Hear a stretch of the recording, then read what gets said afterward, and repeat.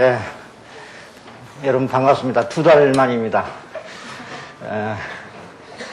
아주 좋은 계절인 것 같습니다. 아카시아 향기가 굉장히 강합니다. 여러분들 한번 강의 끝나고 한번 둘러보세요.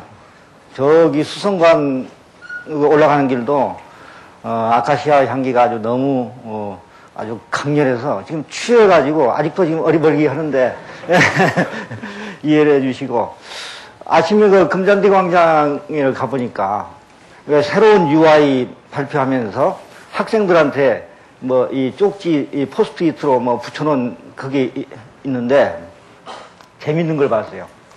거기 뭐라고 있었냐면은 허석구 오빠보다 더 잘생긴 사람 봤니? 얼짱 허석구 보고 싶다. 연락처 011 뭐 했는데 허석구라는 사람 혹시 여기 없어요? 그 혹시 이게 녹화가 돼가지고 방송이 되니까 이 방송을 들은 허석구 오빠는 빨리 연락해 주세요. 여러분들 우리 학교 UI가 이번에 새로 만들어졌잖아요. 우리 학교 UI에 은행나무가 왜 은행나무인가? 그거 아시는 분 한번 손 들어보세요. 은행나무가 무슨 뜻을 갖고 있느냐? 모르세요? 배지가신 분 아직 없네.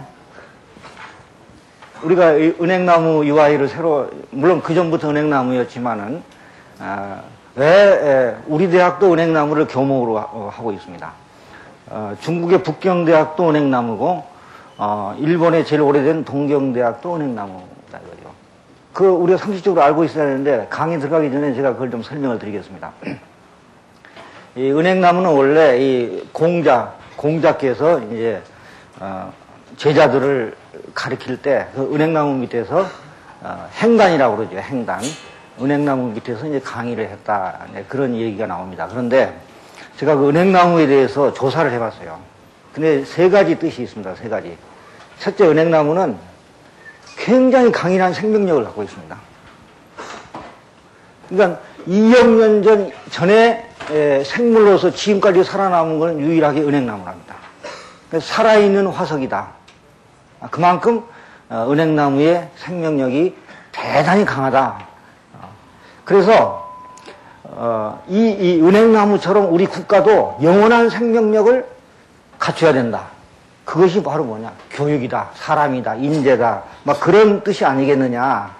그래서 우리 킹고인들은 그런 영원한 생명력, 그 뜻이 거기에 숨어 있다. 이런 것을 여러분들이 좀 알았으면 좋겠습니다. 2번째, 은행나무는 선비의 기품을 갖고 있습니다. 선비의 기품이에요. 왜 그러냐면은 그 은행나무가 굉장히 강건해가지고 뭐 병이 들거나 이 벌레 먹는 일이 없답니다. 그리고 공해에 굉장히 강하기 때문에 불이 나도 은행나무는 타지 않는데요. 오히려 불을 끈다는 거죠. 불이 나면 그 은행나무에서 물이 나와가지고 오히려 불을 끄는 역할을 한다. 그만큼 굉장히 강건하고 공해에 강하고, 그리고 은행나무 잎을 보면은 낙엽이 대게에서 떨어지면 되게 쭈글쭈글해서 떨어지지 않습니까? 그런데 은행나무는 빳빳한 상태로 떨어집니다. 그러니까 선비가 뭐 죽을 때 죽더라도 빳빳하게 자기 지조를 지킨다. 뭐 누가 그렇게 얘기를 해주더군요. 그러니까 우리가 그 인의예지의 선비 정신, 그게 바로 은행나무다. 이게 이제 2번째 의미가 있다 이런 거죠. 3번째, 그 은행나무는 이 황금의 나무다, 보물의 나무다. 그러니까 인간에게 굉장히 이로운 나무입니다. 이게 은행나무가. 그래서 은행잎에 있는 그 징코라이드라고 하는 그 성분이 있는데, 뭐 징코라이드도 있고 뭐 신놀도 있고 뭐 프라고놀이라는 여러 가지 성분이 있는데, 그게 이제 현대의학에서 굉장히 비상한 관심을 갖고 있답니다. 그래서 뭐 폐결핵, 천식, 뇌빈혈, 신경쇠약, 피로회복, 뭐 구토, 설사, 그 약효가 특히 우리나라 은행나무는 외국에 있는 은행나무보다 20배 내지 100배 더 효과가 더 크다. 그렇게 얘기되어 있습니다. 그러니까 널리 인간에게 이로운 것. 그러니까 버릴 게 하나도 없다 이거죠. 예를 들면은 뭐 아름다운 자태, 고결한 품격, 1000년을 넘게 사는 생명력, 뭐 열매는 열매대로, 나무는 나무대로, 잎은 잎대로 다 쓸모가 있다. 그러니까 홍익인간, 모든 인간들에게 이로운 그런 역할을 한다. 그래서 3가지 정신이 여기에 들어있지 않느냐. 그래서 우리 명륜당에 있는 은행나무 보십시오. 500년 이상 됐지요. 그 아래서 다 퇴계 선생도 거기서 사색하고 그 속에서 뭔가 미래의 꿈을 꿨을 거 아니겠습니까? 율곡 선생, 다산 선생, 또 여러분들의 선배. 저도 여러분만 할 때 그 은행나무 아래 가서 참 고독을 즐기기도 하고 또 미래를 꿈꾸기도 하고 그리고 30년이 지났습니다. 30년이 넘게 지났는데 그만큼 은행나무가 갖고 있는 의미는 대단히 크다. 그걸 참고로 알아주시기 바랍니다.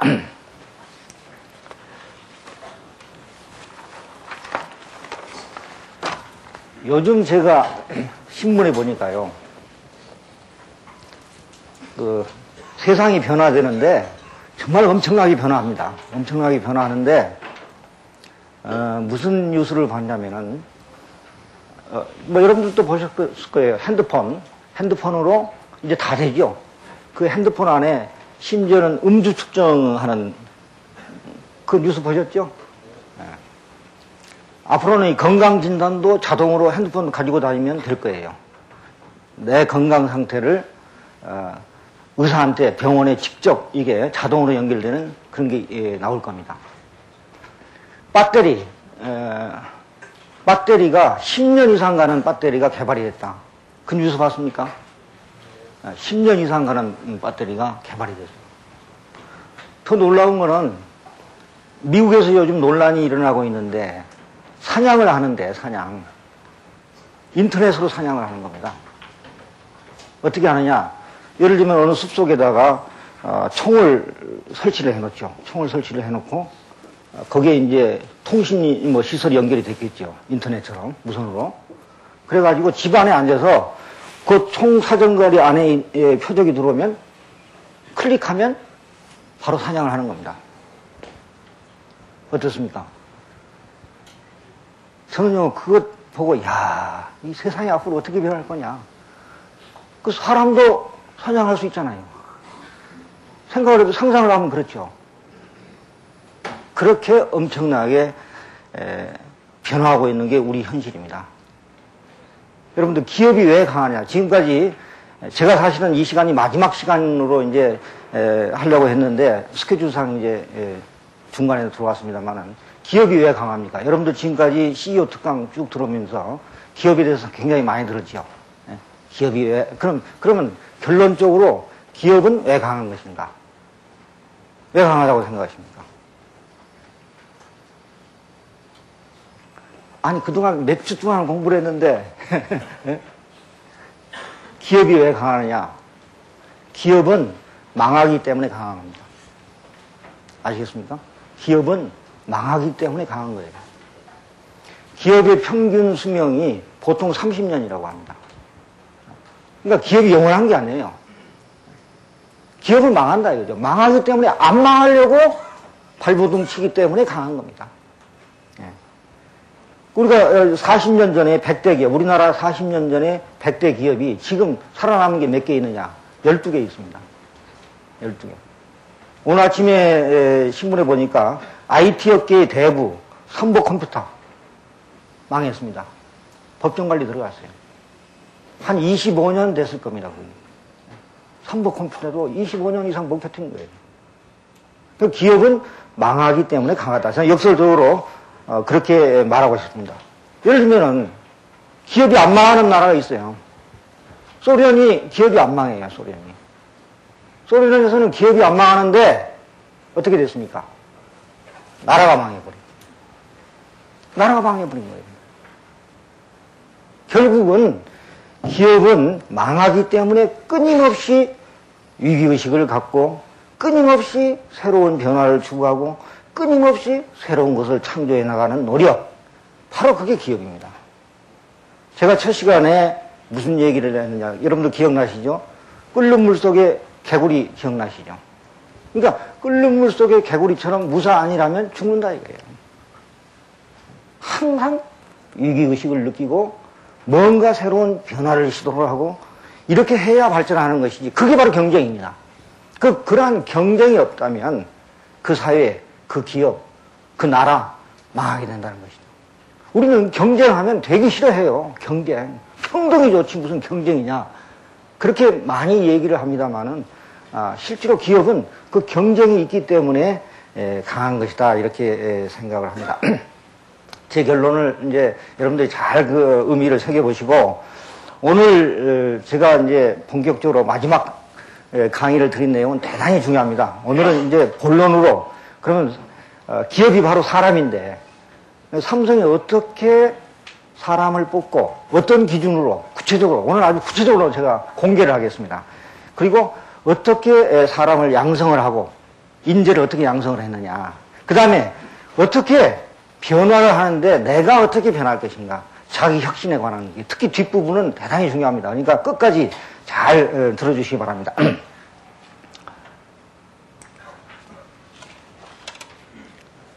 저는 사람이 희망이다라고 생각합니다. 우리나라의 희망이 뭡니까? 사람입니다. 여러분입니다. 그러면 지금 시대가 어떻게 바뀌고 있느냐. 이게 뭐죠? 세계 지도를 지금 거꾸로 놓은 겁니다. 우리가 세계 지도를 거꾸로 볼 필요가 있어요. 거꾸로 보니까 우리나라가 어디 있습니까? 세계 한 가운데 있죠? 한 가운데 있는데, 이 세계에서 제일 센 나라의 가운데 있습니다. 미국이 제일 세지요. 그 다음에 중국 세지요. 러시아 세지요. 일본 세지요. 요 제일 센 나라의 한 가운데에 한국이 있습니다. 그래서 우리는 과거 수천 년 동안 이 강국 그 사이에 끼어서 엄청 고생을 했습니다. 엄청 고생을 했는데 이 시대가 바뀌었습니다. 이제는 어느 나라가 어느 나라를 침략을 해서 식민지를 삼아서 그 나라의 영토를 자기가 탈취해서 거기서 자원을 뽑아가는, 뺏어가는 그런 시대가 아닙니다. 이 상극의 시대라고 얘기하지요. 근데 그 상극의 시대가 아니고 상생의 시대로 갔다. 그래서 미국이 잘 되려면 한국을 도와줘야 됩니다. 중국 마찬가지예요. 한국과 협조해야 됩니다. 일본 마찬가지입니다. 절대 한국 무시할 수 없습니다. 러시아도 마찬가지죠. 그럼 우리나라는 가만히 앉아있어도 이제는 중심 국가가 돼버린 거죠. 요즘 뭐 세계 중심 국가, 동북아 중심 국가 하는데 시대가 바뀌었기 때문에 우리는 세계의 중심 국가에 이미 와 있다. 그 다음에 또 하나의 변화는 뭐냐. 지식 기반 경제 사회가 왔다는 거죠. 과거의 자원 기반, 뭐 석탄, 석유, 우라늄, 무슨 금 이런 게 많이 나면 잘 살지만 그게 아니에요. 이제는 지식, 정보, 창조성, 그러니까 산업 생산에서 문화 생산 시대로 갔다는 거죠. 인류가 이거 쭉 보시면 사냥을 해서 먹고 살던 시대, 그 다음에 농경 시대, 그 산업 사회, 지식 정보화 사회와 지금 여기 와 있죠. 그런데 대개 채집 수렵 사회에서 농경 사회로 갈 때, 농경 사회에서 산업 사회로, 산업 사회에서 지식 기반 경제 사회로 갔을 때의 생산성 향상이 50배 나온답니다. 50배. 그 드러커가 한 얘기입니다. 50배 생산성 향상. 50배 생산성 향상이 되면서 대개 80% 인력이 감원이 된다는 거예요. 그러니까 요즘 무슨 뭐 사오정인이 어렵더니 하는 얘기가 그냥 나오는 얘기가 아닙니다. 지난번에 윤종룡 부회장께서 하신 기억나십니까? 하신 말씀? 네? 그러니까 GNP 1% 성장하는데 80년대에는 8만 명의 고용 효과가 있는데 그 당시에 10% 성장했으면 80만 명을 1% 성장하면 80만 명 고용 효과가 있었다. 근데 지금은 8만 명이 아니고 3만 5천 명 고용 효과뿐이 없고 그것도 5% 성장을 하니까 한 17만 5천 명이다. 그 얘기 기억나시죠? 시대가 바뀌기 때문에 그렇습니다. 그래서 지금은 그야말로 엄청나게 변화하는 그런 사회다. 변화의 속도가 어마어마하게 빠르다. 그 변화의 속도에 적응하느냐 못하느냐 이게 중요합니다. 변화의 속도에 적응하면 살아남고 변화의 속도에 적응하지 못하면 살아남을 수 없는 거죠. 우리가 농경사회의 상징인 할아버지, 산업사회의 상징인 아버지, 지식정보화 사회의 상징인 아들, 3대가 지금 같이 살고 있습니다. 할아버지도 살고 아버지도 살고 어머니도 사는데 누가 경쟁력이 있느냐. 바로 여기죠. 여러분입니다. 여러분이에요. 그래서 이 새로운 시대에 빨리 적응을 해야 된다. 야, 이건 한번 다시 정리를 해본 건데 이것도 윤 부회장께서 지난번에 강의한 내용입니다. 결국은 새로운 시대에 세상을 바꾸는 게 무엇인가? 바로 기술이다 이거죠. 기술. 기술이 세상을 바꿨다. 그래서 엔진, 증기 엔진. 원래 우리가 인력, 충력, 수력, 물의 힘 이런 걸로 하다가 증기기관이 1776년 제임스 와트가 방적기를 발명했죠. 거기서부터 전기, 방적, 철도, 차량. 그 다음에 뭡니까? 전기 엔진. 1881년 에디슨이 이 직류 발전소를 발명을 해서 거기서부터 전기가 일어남으로 해서 엄청나게 변화가 됐고, 그 다음에 가솔린 엔진, 그 다음에 실리콘 엔진. 그래서 변화의 속도가 엄청 빨라진 것이죠. 그 윤 부회장 그 책을 보시고 우리 대학원장님이 그런 말씀을 하시더라고요. 기술이 세상을 바꾼다는 이제 이거에 인문학은 그럼 얼마나 발전했느냐. 2500년 전에 공자님 말씀하신 걸 아직도 실천을 못하고 있어요. 따지고 보면. 인문학이 얼마나 발전했는지 퀘션 마크다. 저도 그 얘기에 공감을 했습니다. 그래서 21세기의 화두는 뭐냐? 컨버전스입니다. 컨버전스라는 말은 뭐냐? 서로 다른 것들이 융합을 한다는 뜻이죠. 서로 다른 게. 새로운 가치, 새로운 기능, 새로운 서비스를 창출하는 퓨전이라는 뜻입니다. 그러니까 앞으로 이 발전의 원동력, 그건 뭐냐? 컨버전스입니다. 컨버전스. 예를 들면은, 기술도 IT, BT, NT가 컨버전스합니다. 각자만 가지고 안 돼요.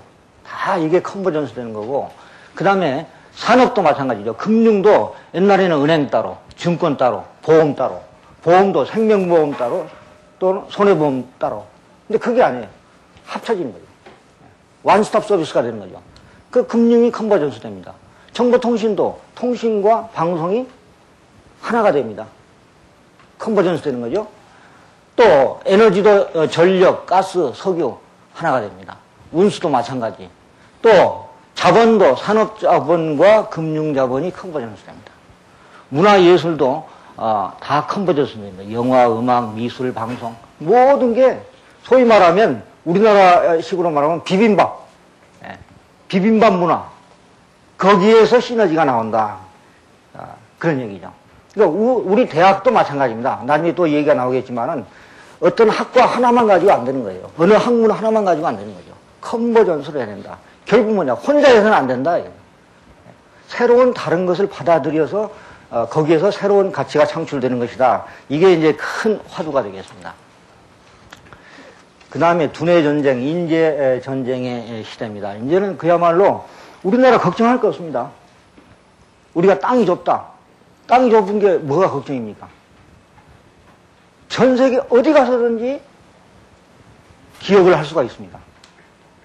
그리고 또 땅 밑으로 들어가면 되고 땅 위로 올라가면 되죠. 중요한 것은 뭐냐면 땅이 좁고 넓고 좁은 게 문제가 아니고 지하 자원이 많이 나느냐 적게 나느냐. 우리가 무슨 석유가 많이 나고 석탄이 많아 그래서 잘 사는 게 아니고 결국은 뭐냐? 두뇌 자원입니다. 그래서 맥켄지에서는 총칼이 아닌 사람이 머리로 싸우는 두뇌 전쟁 시대에는 뛰어난 인재가 국가의 흥망성쇠를 좌우한다. 그래서 인재 전쟁 시대다 이렇게 얘기합니다. 인재 전쟁 시대. 그래서 우수한 인재를 확보하고 양성하는 것이 바로 승리의 길이다. 그러니까 훌륭한 그 두뇌만 갖고 있으면 얼마든지 우리는 잘 살 수 있다는 것이죠. 그게 희망이라는 거죠. 그 다음에 또 하나 이 변화의 큰 물결은 소위 말하면 IT죠, IT. IT라고 하는 엔진으로 인해서 변화가 시작되는 거죠. 근데 그 IT의 최강국이 어디냐? 대한민국입니다. IT에 관한 한 우리나라가 세계에서 최고 앞서 있어요. 이게 찬스입니다. 21세기에 아주 찬스예요, 찬스. 그 유명한 지의 웰치 회장이 십몇 년 전에 한국을 뭐라고 했느냐면 21세기 징기스칸이다 이런 얘기를 했습니다. 그래서 앞으로 한국이 대단한 힘을 발휘할 것이다. 그래서 지에 있는 고급 간부들을 전부 파견시켜가지고 한국에 와서 벤치마킹을 했습니다. 여러분들 분야를 다니면서 한국을 조사하고 한국이 어떻게 움직이는가 그래가지고 웰치 회장한테 보고를 했습니다. 삼성도 왔다 갔어요, 그 사람들이. 그러니까 21세기 징기스칸, 앞으로 IT 시대를 주도할 것이다. 대개 국민들이 세 가지 특성이 있답니다. 이제 일본 사람, 중국 사람, 우리나라 사람 세 가지 특성이 있는데, 중국 사람들은 농부의 기질을 갖고 있대요, 농부. 그 농부 기질은 뭡니까? 씨 뿌리고 만만디 기다리는 거죠. 그게 농부 기질이고, 그 다음에 일본 사람들은 무슨 기질을 갖고 있느냐? 어부의 기질을 갖고 있답니다. 어부. 어부가 뭡니까? 여러 사람이 집단으로 어망을 던져서 고기를 잡는 소위 집단주의. 집단주의, 그게 굉장히 강하죠. 한국 사람들은 어떤 기질을 갖고 있을까요? 우리나라 사람들. 아시는 분? 한국 사람들은 사냥꾼 기질을 갖고 있대요. 사냥꾼. 사냥꾼은 뭐냐면, 한 100명이 사냥을 나갑니다. 쭉, 그 몰이를 나가죠. 그런데 목표물이 생기면 한 사람이 쏩니다. 여러 사람 100명이 다 쏘는 게 아니고. 그러니까 전체, 우리라고 하는 집단주의 같으면서도 개인주의고, 개인주의 같으면서도 집단주의. 그게 한국인인데, 그 사냥꾼 기질, 헌터 기질이 바로 IT에 딱 적합한 거죠. 여러분들 집안에 앉아서 밤에 보면 1시고 2시고 앉아서 이거 하죠. 예? 이거 하는데 혼자 합니까? 물론 혼자 하죠. 혼자 하는데 연결되어 있잖아요. 다른 사람들하고. 그죠? 예. 그게 헌터예요. 정보 헌터. 그 정보 헌터 기질이 대한민국이 제일 강하고, 인터넷 이용자, 이게 조금 낡은 자료입니다만 3천만 명, 지금 훨씬 넘었을 겁니다. 3천만 명인데, 하여튼 이 인터넷 이용하는 게 아주 우리나라에 거의 상시화되어 있습니다. 인터넷 이용하는 게. 근데 외국 나가보세요. 미국이나 일본 이런 데 나가보면, 아휴, 답답해요. 정말 답답해요. 인터넷 때문에.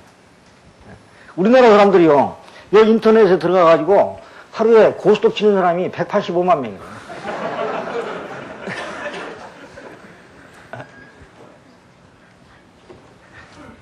거기에 멤버는 1000만 명이 넘어요.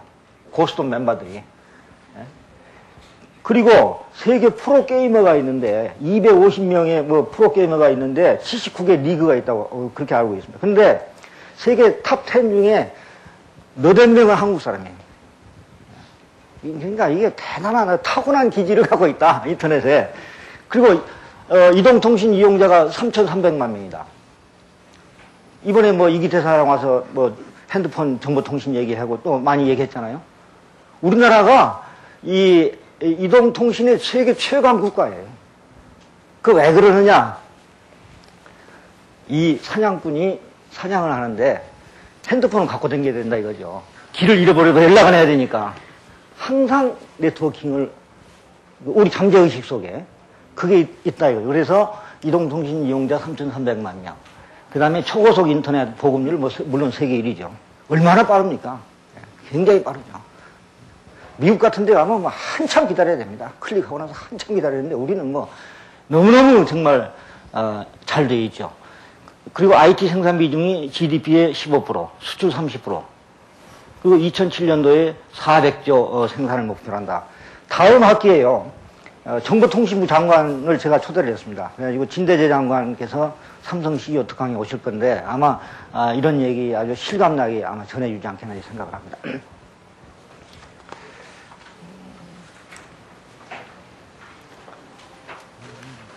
우리나라 사람들이요, 세계에서 가장 머리가 좋습니다. 그거 아십니까? 세계에서 가장 우수한 두뇌를 갖고 있습니다. 그 13살 먹는 학생들의 수학 능력 조사를 해보면, 미국이 225점이 나왔는데, 이건 좀 오래된 통계입니다만, 영국이 260점, 한국이 318점 나와요.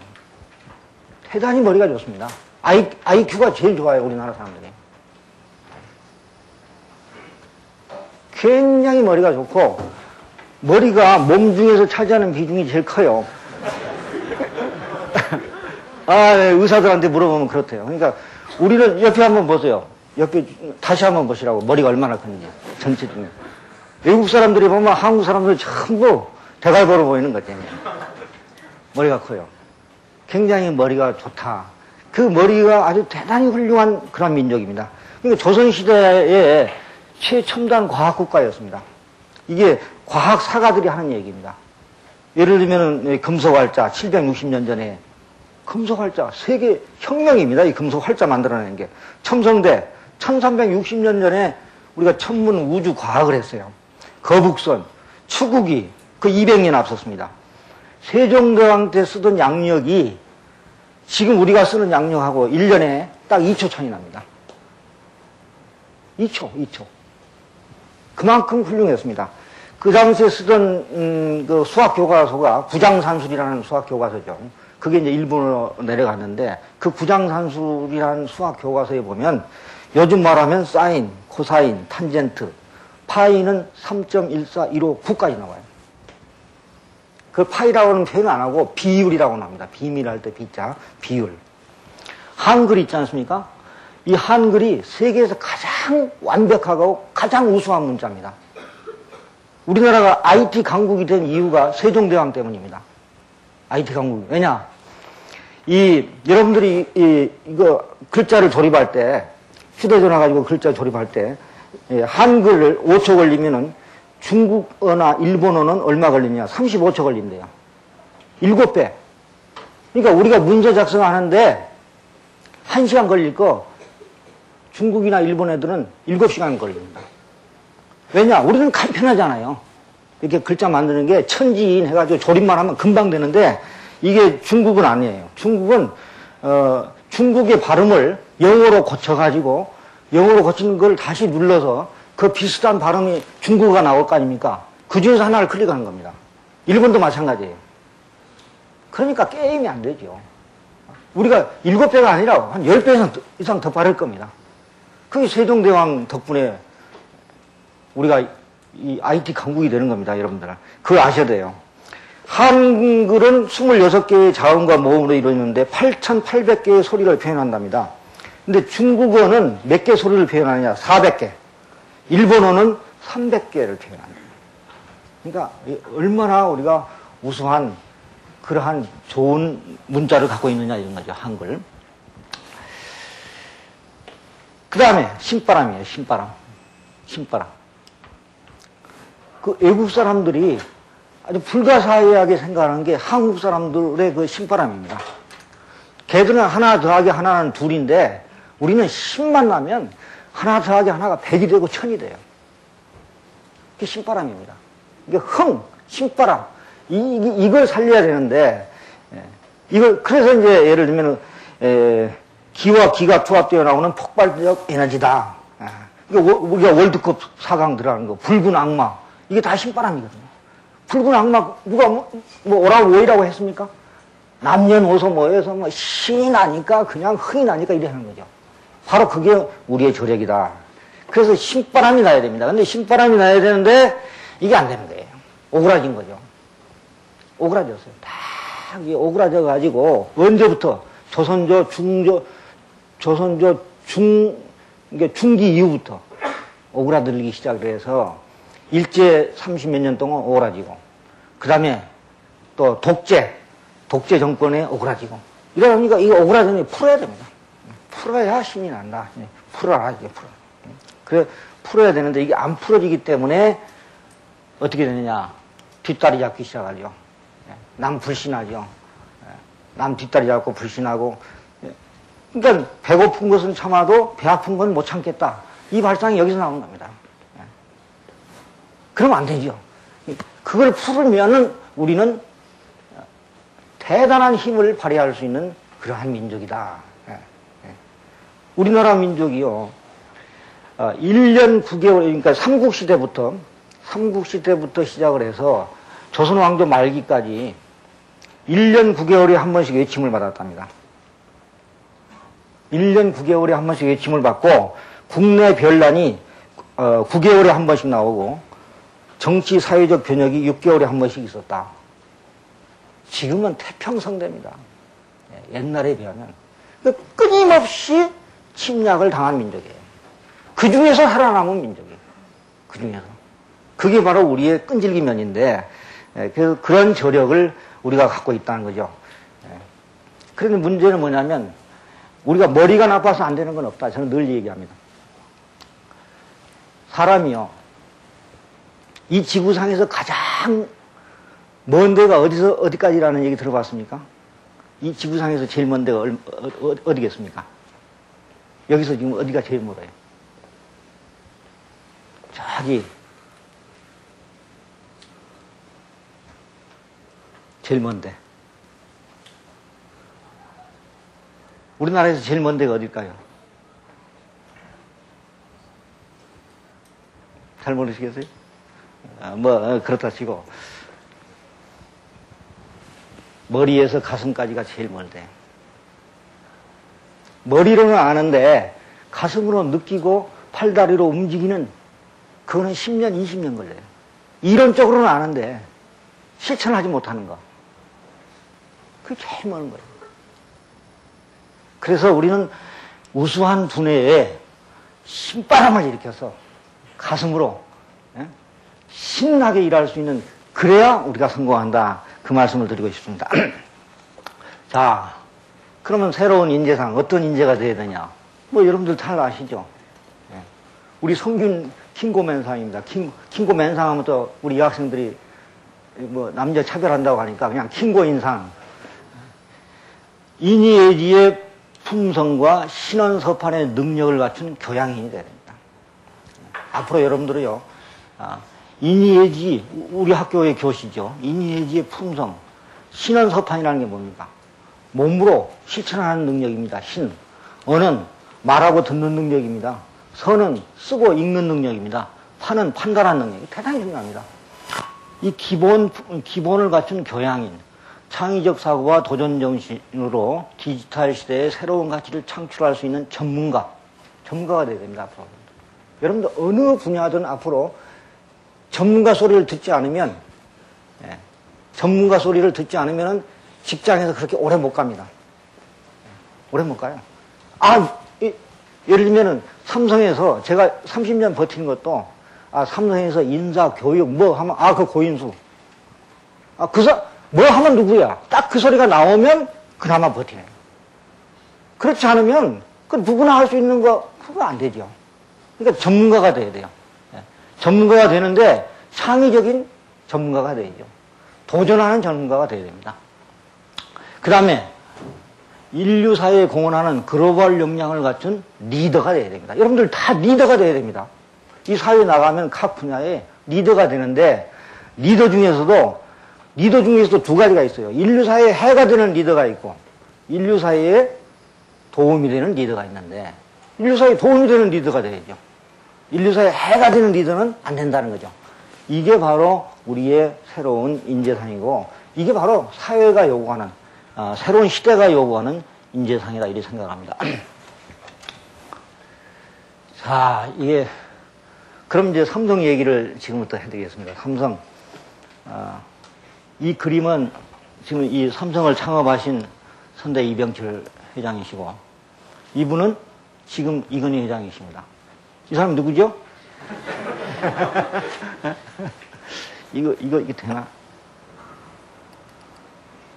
이거 잘못했다.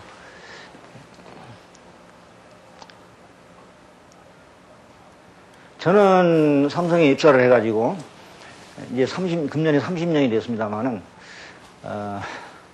이 어른도 제가 직접 모셨습니다. 1979년도, 제가 75년에 입사를 했는데, 79년도 2월 달부터 삼성 비서실에 근무하면서, 그 당시에, 제가 인력팀, 인사 업무를 했습니다. 그래서 이제 삼성의 무슨 인사 제도, 채용 관련되는 거, 모든 것들을 기획하고, 그거를 만들고 하는 그런 역할을 했습니다. 그래서 이제 이분을 모셨고, 그 다음에 이분은 지금 현재 이건희 회장님은 제가 신경영 할 때 1993년도 처자식 빼고 다 바꿔라, 지난 시간에 제가 한 말씀드렸죠. 그 신경영 하면서 그걸 신경영을 주도하는 그런 역할을 하면서 신경영 사무국장을 하면서 또 이 어른을 모셨습니다. 뭐 지금도 모시지만은 그 다음에 이제 그걸 마치고 삼성인력개발원에 가서 이제 삼성의 교육 책임자로. 그래서 제가 지금부터 말씀드린 내용은 아마 두 분을 모시는 두 분의 철학을 다 함께 한 분은 아마 삼성에서 몇 사람 없을 거예요. 그러니까 제 얘기가 얼마나 실감이 났는지는 제가 이제 차츰차츰 말씀을 드리겠습니다만 오늘 제 얘기를 잘 듣고 삼성에 특히 취직하실 분들은 제 한마디 한마디를 잘 들으셔야 됩니다.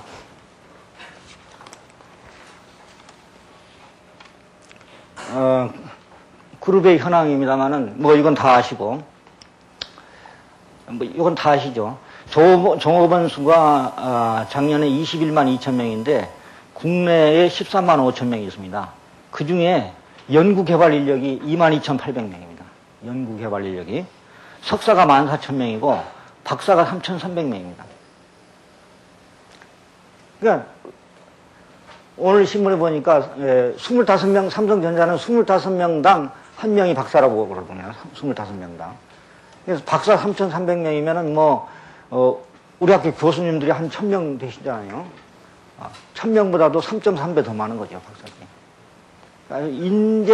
인재 천국입니다. 제가 이 박사들을 모시기 위해서 엄청 많이 노력을 했습니다. 그 당시에 그러니까 1988년, 89년, 90년도에 미국에 또 그 당시에 소련, 그 다음에 중국 이런 데 가서 이제 박사들을 뽑아오는데 1년에 뭐 출장을 미국 같은 경우에 4번을 나가는 경우가 있습니다. 4번을. 그럼 미국 전 지역의 대학이라는 대학은 다 다녔어요. 그래가지고 이제 특히 한국 그 유학생 중에 이제 유능한 박사들. 지금 그때 채용되어서 들어온 그 박사들이 지금 삼성전자를 움직이고 있습니다. 1년에, 그 당시에 1년에 100명씩 뽑았습니다, 박사를. 1년에 100명씩. 88년, 89년, 90년. 그때에. 어마어마하죠. 뭐, 여기 와서 강의하신, 이번에 와서 강의하신 분 중에 몇 사람도 제가 뽑은 사람입니다. 그만큼 그 당시부터 하여튼 우수한 인재를 모셔오기 위해서 엄청 노력을 했고, 그때에 접촉을 했는데, 작년에 들어온 사람도 있어요. 예? 그때에, 야, 뭐 삼성 돌아라. 아이, 좀 이따 갈게요. 뭐, 언제? 아이, 조금만 기다려보세요. 뭐, 제 집사람이 반대하니까 좀 애 좀 교육시키고, 뭐. 그런데 지금, 거의 20여 년이 지났는데, 지금 들어오는 사람도 있어요. 왜 지금 들어오느냐? 한번 그물망에 걸려들면 계속 관리를 합니다. 예. 사보 나오면 사보 보내주고, 명절 때는 뭐 보내주고, 뭐, 계속 회사 소식 보내주고, 그렇게 열과 성을 다하는 거죠. 사람 한 사람을. 20년 동안 그 한 사람을 계속 관리를 했으니 그 힘이 얼마나 대단합니까? 그런 열성을 가지고 사람을 뽑고 있습니다. 해외에 7만 7천 명, 7만 7천 명인데, 85년도에 우리 삼성에 있는 해외 채용 인력이, 해외 인력이 1,300명이었습니다. 그게 10년 후에 27,500명이 됐고, 지금은 77,000명입니다. 해외에 고용된 사람들이. 앞으로는 더 많이 늘어나겠죠? 그래서 이제 완전히 글로벌 기업이 됐는데, 60개국에 354개 현지 법인이 있습니다. 지법인이. 그리고, 708억 불을 이제 해외에서 매출을 일으키고 있습니다. 그러니까 이제 전 세계 어디 가도 정말 삼성이라는 나라, 그 기업은 아는데 코리아를 모르는 경우가 많아요. 어디를 가든지 삼성 간판이 있고, 그만큼 이제 세계적인 기업이 됐죠.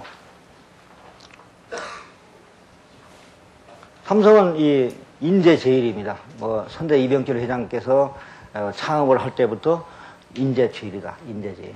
사람이 최고다. 그러니까 그러니까 그 얘기 지난번에 한번 그 방송에 제가 드렸죠. 내가 내 일생의 80%는 사람의 신경을 쓴다. 본인이 직접 무슨 뭐 물건을 사거나 팔아본 일이 없다. 도장을 찍어본 일이 없다. 그럼 뭘 했느냐? 사람이라는 거죠. 그만큼 사람을 소중히 하는데 학연, 지연, 혈연 이거 없습니다. 철저하게 능력주의죠. 필기시험보다는 면접에 더 많은 비중을. 인성, 인품, 품성을 중요시 여긴다는 거죠. 그리고 선대 회장께서는 아주 신입사원 면접 때 반드시 참석을 했습니다.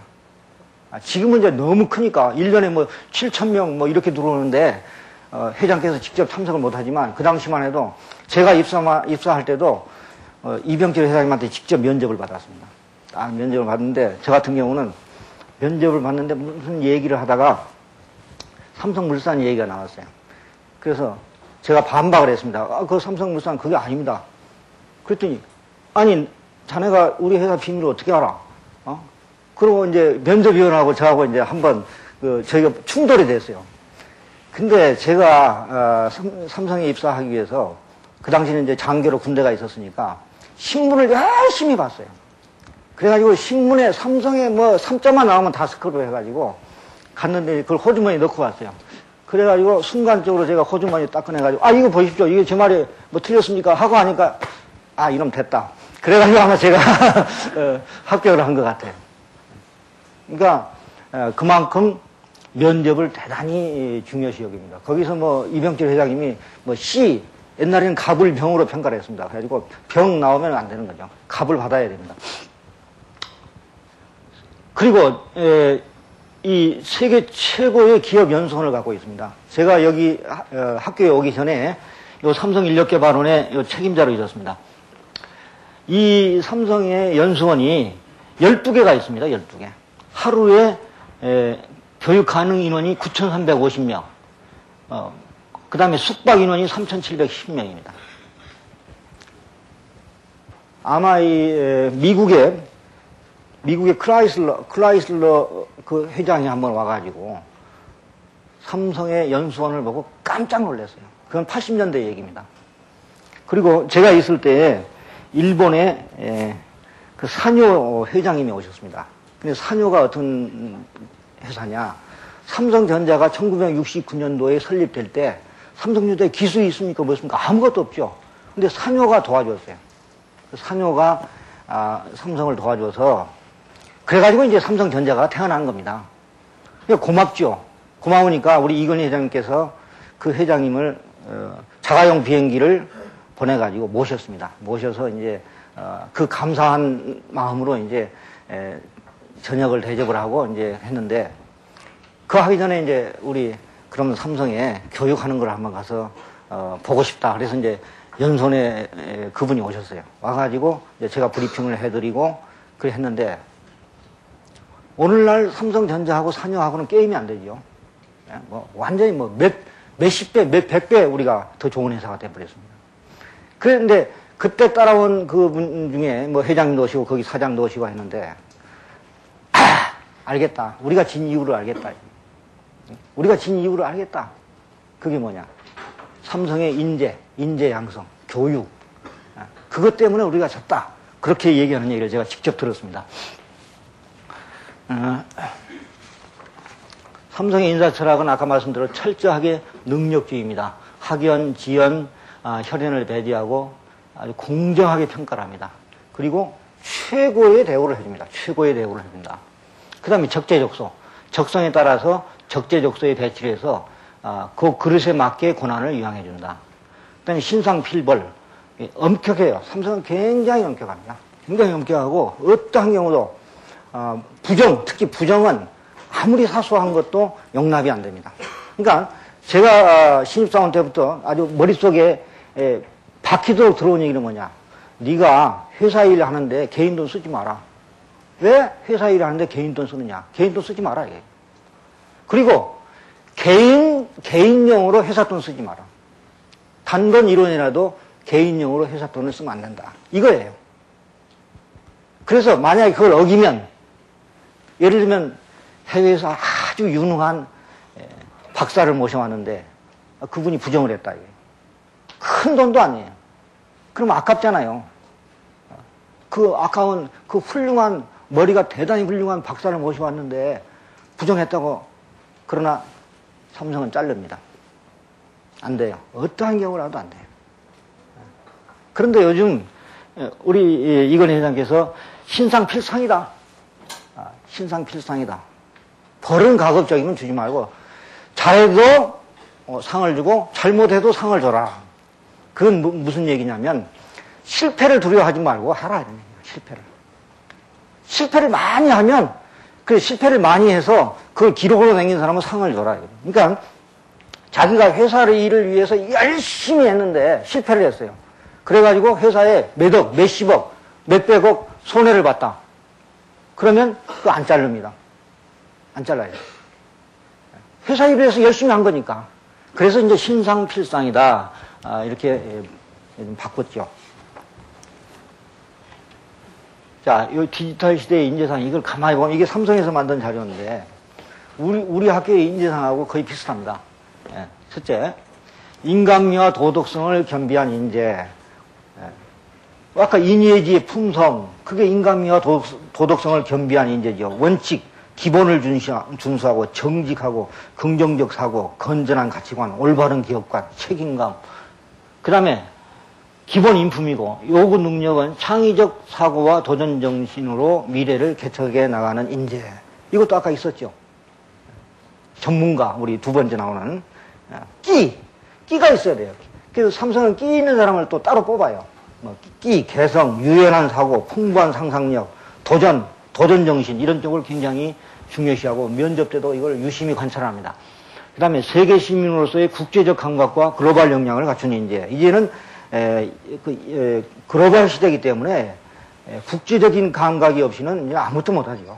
뭐 여러분들 이번에 CEO 특강에서 보셨겠지만은 모든 경쟁 상대가 우리나라 기업이 아닙니다. 전 세계 모든 대기업이 우리의 경쟁 상대이기 때문에 이제는 글로벌 시대에 맞는 그러한 인재가 필요하고, 그 다음에 디지털 혁명에 대응할 수 있는 전문 능력을 갖춘 인재가 필요합니다.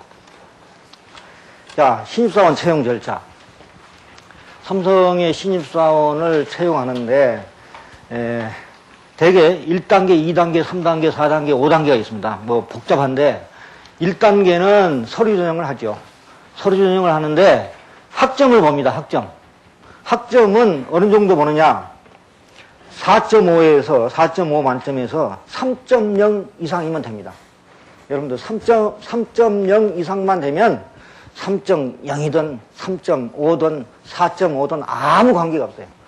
그냥 3.0 이상만 되면 돼요.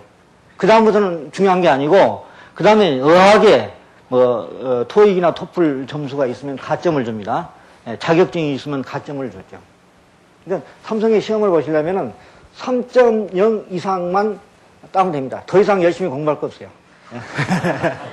3.0 이상만 따시고, 그 다음에 두 번째는 직무 적성 검사입니다. 언어력, 수리력, 추리력, 지각력 이런 SSAT 검사를 받고, 그 다음에 면접을 하고, 그 다음에 신체 검사. 그러니까 이 두 개죠. 직무 적성하고 면접인데, 제가 그 다음에 보죠. 이게 전혀 관계가 없습니다. 그러니까 1단계 시험 결과가 2단계에 전혀 영향을 미치지 않고, 그 커트라인만 넣으면 그 다음에는 이제 직무 적성 검사만 보고, 직무 적성 검사 통과하면 나중에는 면접만 가지고 최종 결정이 되는 거예요. 그러니까 직무 적성 검사. 여러분들 SSAT 다 아시죠? SSAT가 이렇게 되어 있습니다. 기초능력 검사가 있고, 그 다음에 직무능력 검사가 있는데, 기초능력 검사는 개인이 가진 기본적인 인지능력을 총체적으로 측정하는 겁니다. 언어력, 수리력, 추리력, 지각력. 이게 300점. 그 다음에 직무능력 검사는 학업 능력과는 독립적으로 일상생활에서 성공하는 데 필수적인 능력. 그래서 직무 상식, 상황 판단력 200점. 그래서 500점으로 구성되어 있고, 이 500점 만점에 180분 동안인데, 이것도 300점 이상이 돼야 됩니다. 이게 300점 이상 내려가면 이건 안 되죠. 그 다음에 이게 안 되죠. 이게 왜 작동이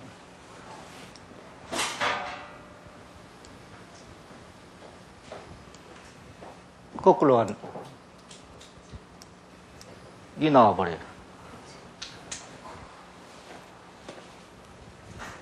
이 중요한 얘기 하려고 그러니까 딱 면접입니다. 면접은 대개 이제 면접은 4개 단계로 구성되어 있습니다. 4개로 구성되어 있는데, 첫째는 1단계는 임원 면접입니다. 그래서, 한 사람이 15분 동안 임원하고, 면접을 하는 겁니다. 또 안 돼. 네. 자, 대개 이제, 면접을 하는데 15분 동안 그러면 면접을 무슨 질문을 하느냐? 어려운 질문 거의 하나도 안 합니다. 그래, 학교 다닐 때, 무슨 특별한 활동 한 일이 있습니까? 예, 뭐 했습니다. 그럼 거기서 무슨 역할을 하셨습니까? 예, 무슨 역할을 했습니다. 그런 거예요. 생활 신조가 뭡니까? 예, 뭡니다. 존경하는 사람이 누굽니까? 예, 어떻습니다. 남보다 더 잘할 수 있는 거 있습니까? 그러니까 남보다 더 잘할 수 있는 게 뭐냐? 나만이 잘할 수 있는 거. 그러니까 아까 끼, 개성, 독창성 이런 걸 보는 거죠. 그러면 노래 잘 부릅니다. 그럼 노래 한번 해보시죠. 그러면 노래 한 자리 뽑아야 됩니다. 힘차게. 제가 면접위원을 많이 했는데 노래도 많이 시켰어요. 심심하니까. 그런 거 물어본다든가, 또 전공서적 이외에 무슨 책을 많이 읽었습니까? 물어보는 겁니다. 그럼 어떤 책을 읽었습니까? 거기서 뭘 느꼈습니까? 이런 거. 또 자기가 가장 어려웠을 때에 어떻게 그걸 극복했습니까? 이런 거. 아주 평이한 겁니다. 네. 아주 평이하는데, 그 면접위원들은 딱 보면 압니다. 옛날에는요, 3사람을 3분 동안 했습니다. 제가 처음에 할 때는 3사람이 들어오면 3분 동안에 다 끝냈습니다. 그 3분 동안에 어떻게 사람을 평가하느냐? 그러면 1인당 1분이죠. 그럼 딱 보면, 한두 마디 딱 해보면, 이건 오케이, 됐고, 이건 노, 안 되고, 어중간한 사람만 질문합니다. 그러니까 나중에 질문도 별로 안 했는데 그 사람은 합격하고, 질문을 많이 받은 사람은 불합격하고, 그런 경우도 있죠. 워낙 사람을 많이 보기 때문에 착하면 압니다. 이 사람은 된다, 안 된다. 근데 지금은 이제 아주 15분 동안 이제 면접을 하니까 조금 여러분들도 이제 긴장도를 더 풀 수 있고, 훨씬 좋죠. 그런 배려를 했는데, 그런 사례가 있습니다. 면접을 하는데, 옛날 선대 이병철 회장님께서 면접을 하는데, 면접을 하고 문을 열고 나가는 겁니다. 근데 나가는 사람 팔 뒤꿈치를 본 거예요. 팔 뒤꿈치에 구두에 흙이 많이 묻어 있었어요. 여기 팔 뒤꿈치에. 그러니까, 쟤는 안 되겠다. 쟤는 안 돼. 왜 안 되느냐? 적어도 자기 평생을 결정짓는 중요한 면접 자리에 구두도 안 털고 거기에 흙을 묻혀가지고 올 정도면 그건 기본적으로 안 된다. 삼성 사람들도 깔끔하잖아요. 그렇게 굉장히 예리하게 보는 거죠. 그게 이제 1단계 임원 면접입니다. 2단계는 프리젠테이션 면접이다 해서 피면접자 개별 면접 방식인데 발표 주제를 줍니다. 주제를 주고 그 주제 내용에 대해서 자기가 이제 사전에 몇 분 동안 준비를 해가지고 발표를 해요. 프리젠테이션을 합니다. 프리젠테이션을 하고 그 다음에 이제 질의응답이 들어가는데 대개 이거는 전공별로 다릅니다. 자기가 무슨 전공을 했느냐에 따라서 주제가 다르죠. 근데 예를 들면은 주제 중에 하나가 이런 게 있습니다. CDMA가 뭔가? CDMA가 뭐냐? CDMA 간단한 주제죠. 그렇지만은 그 CDMA라는 거에 대해서 자기가 알고 있는 모든 지식을 동원을 해서 프리젠테이션을 해야 되는 거죠. 그게 바로 프리젠테이션 면접이고, 3단계는 집단 토론 면접입니다. 이 집단 토론 면접은 제가 80년대에 처음으로 도입을 했습니다. 그 당시에 선대 이병철 회장님께서 이런 그냥 면접하지 말고 토론을 시켜봐라. 토론을 시켜보면 훨씬 더 자유스럽게 사람을 뽑을 수 있지 않겠느냐. 그래가지고 이제 그 당시에 집단 토론을 도입을 했는데, 그때는 한 6명이 거의 30분 이상을 토론을 합니다. 토론을 하는 과정에서 그 개인의 그 모든 게 나와요. 그 사람이 얼마나 적극적이냐, 그 다음에 핵심을 파악하고 있느냐, 못하고 있느냐. 근데 대개 토론 주제가 결론이 안 나는 주제입니다. 찬반 양론으로 갈릴 수 있는 거죠. 예를 들면 호주제에 대해서 어떻게 생각하느냐, 호주의 찬성이냐 반대냐, 둘 개 중에 하나를 선택을 하는 겁니다. 선택을 해서 나는 찬성이다, 나는 반대다. 그래가지고 이제 토론을 하는 거죠. 찬반 결론이 안 나지만 어떻게 하면 설득력 있게, 어떻게 하면 독창적으로 그리고 또 나무 얘기를 잘 듣는 것도 중요하죠. 뭐 그런 거를 보는데, 요즘 제가 이거 여러분들한테 좀 공개를 하려고, 야, 요즘 주제가 뭐냐고 물어봤더니, 아유, 그거 안 가르쳐 줘요. 대액입니다. 야, 그래도 우리 성대를 위해서 특별히 뭐, 그랬더니, 살짝 가르쳐 주는데, 연봉제 이런 거 주제로 나온 겁니다. 연봉제. 연봉제에 대해서 어떻게 생각하느냐. 연봉제 있고, 호봉제가 있잖아요. 그러니까 그런 거에 대해서 자기 나름대로의 모든, 지식을 동원을 해서 설득을 해야 되죠. 이게 바로 집단 토론 면접인데 상당히 아주 유효하고 그 당시 이게 생긴 지가 꽤 오래됐는데 그래서 이걸 도입할 때 선대 이병철 회장께서요 직접 토론장에 오셨어요. 그 당시에 처음 도입할 때 토론장에 와가지고 그걸 직접 토론하는 장면도 보고 그랬습니다. 그 다음에 이제 이것도 이게 여러분들 좀 하여튼 갈수록 복잡합니다. 우리는 뭐 3분 내에 다 끝냈는데 복잡하게 하다가 이제 또 영어 프리젠테이션 면접이라고 또 추가로 작년도부터 생겼습니다. 그래서 이제 영어를 해야 돼요. 영어. 영어를 주제를 주고 영어로 토론하는 겁니다. 영어로 토론을 해요. 완전히. 근데 이거는 잘하면 가점을 0점부터 10점까지 가점을 주는 겁니다. 가점을. 그러니까 이제 글로벌 시대에 이제는 영어 못하면 아무것도 못해요. 여러분들 영어 공부 열심히 하십시오.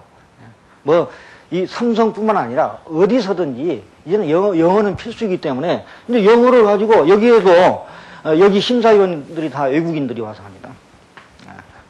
그러니까 뭐 토익 점수 뭐 내가 900점이다 하고 뭐 자랑할 거 없어요. 토익 점수가 900점이라도 실제로 외국인 앞에서 토론을 할 때 말을 잘해야 됩니다. 말을. 그러려면은 여러분들이 어떻게 해야 되는가? 이런 면접을 잘 보려면 어떻게 해야 되냐? 비결.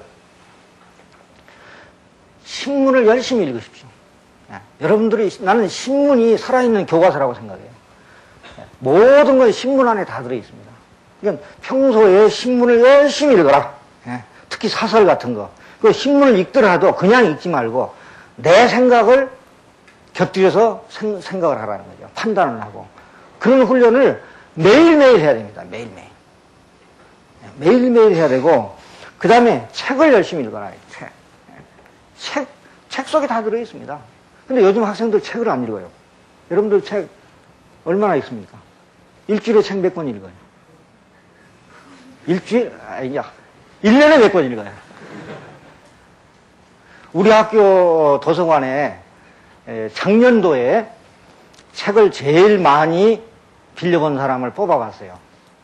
뽑아봤더니 그 사람이 책을 몇 권 읽었느냐? 311권 읽었습니다. 그 사람 지금 상 주려고 그럽니다. 다음 주에 상 주려고 그러는데 311권을 빌려다가 읽은 거예요. 근데 여러분들은 30권 읽습니까? 30권. 그냥 교과서 이런 거 말고, 그거 말고, 평소에, 지난번에 황창규 사장 와서 말씀하셨잖아요. 뭐죠. 역사책 같은 것도 읽어보고 다양하게 읽어봐야 돼요. 그래야 면접할 때, 토론할 때, 뭐, 디스커션 할 때, 다 그게, 자기 것이 되고 자기 무기가 되는 겁니다. 그래서 신문 많이 읽고 책 많이 읽어라.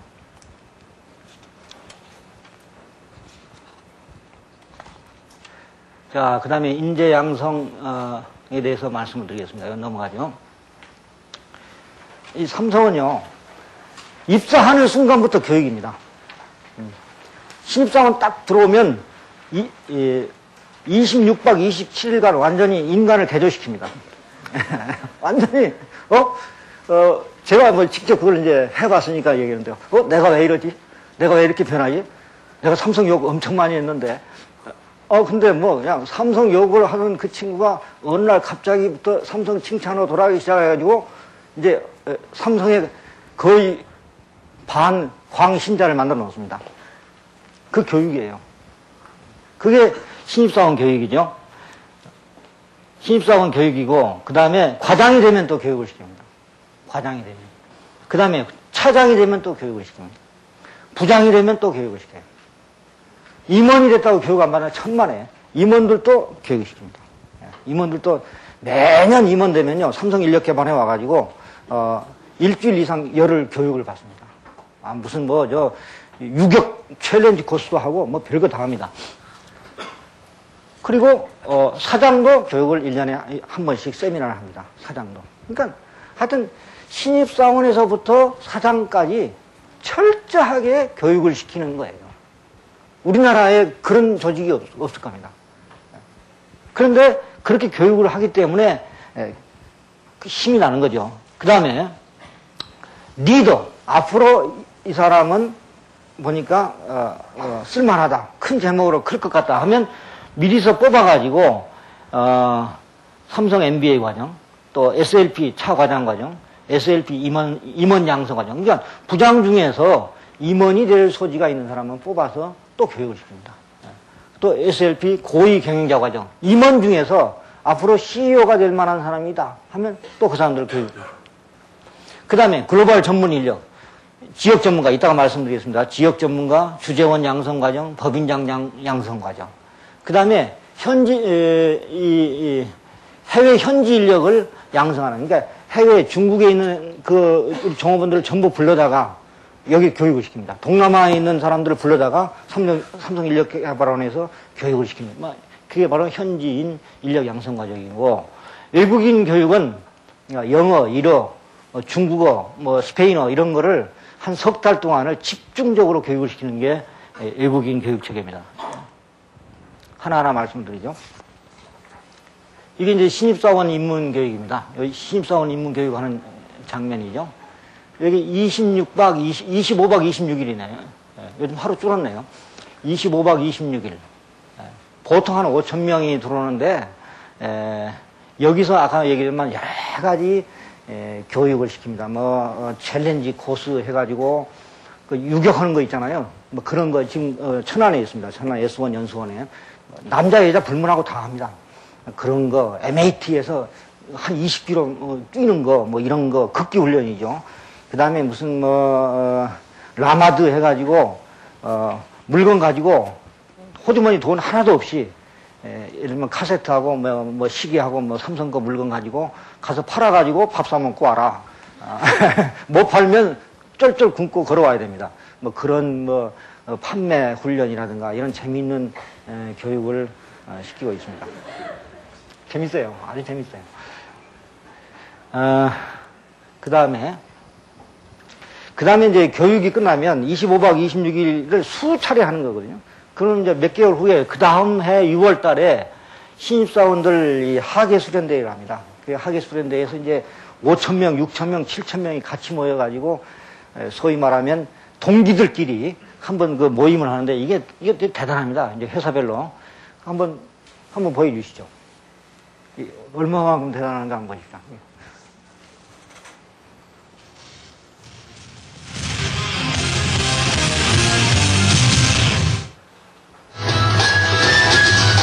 신입사원의 도전과 열정을 담아낸 삼성증권의 아크로바틱 퍼포먼스에 뜨거운 박수 발치가 쏟아지고, 엔지니어링은 환상적인 뮤지컬을 통해 팀워크의 아름다움을 표현했고, 매트릭스와 장그물 패러디의 건강의 소중함을 전달한 정밀유리,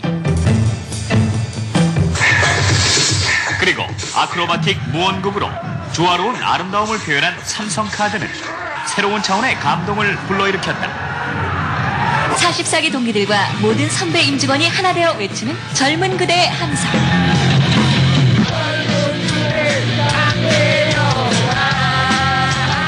하나된 꿈이 있고 함께할 열정이 있는 한 우리의 젊음은 영원할 것이다. 하계수련대회 둘째 날, 그 출발은 이른 아침부터 시작된 코스별 산행이었다. 진짜 힘든데요. 동기들과 같이 있으니까 끝까지 열심히 해보려고요. 아마도 혼자였다면 포기할 걸음이었다. 여기에는 손을 내민 삼성의 동기가 있고 사장단들이 다 아픔을 참여를 함께 나눌 같이, 선배가 있기에 그러니까 신입사원들 고통 가운데서도 희망을 잃지 않은 우리들. 탑 그 CEO들이 같이 참여를 합니다. 오늘 더욱 값지게 빛난다.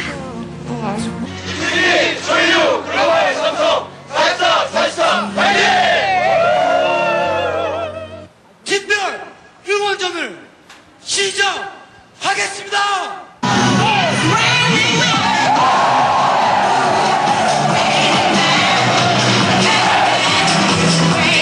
관념이 뭐 미쳤죠? 근데 요즘 젊은 사람들 왜 이렇게 춤을 잘 춰요? 아.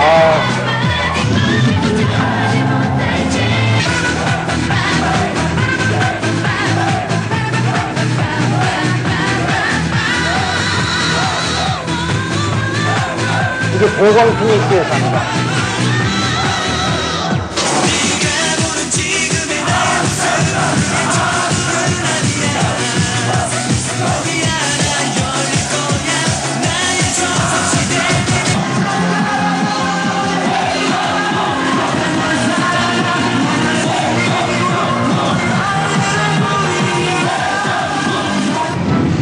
새 시대의 새로운 패러다임의 세상을 연출한 삼성물산에 이어 이게 회사별로 콘테스트를 합니다. 경쟁을 붙이는 거죠. 그래가지고 여기서 우승하면 아주 엄청 많이 또 상을 받고 이루어진다는 주제를 표현했고 그 회사의 사기에 올라가죠.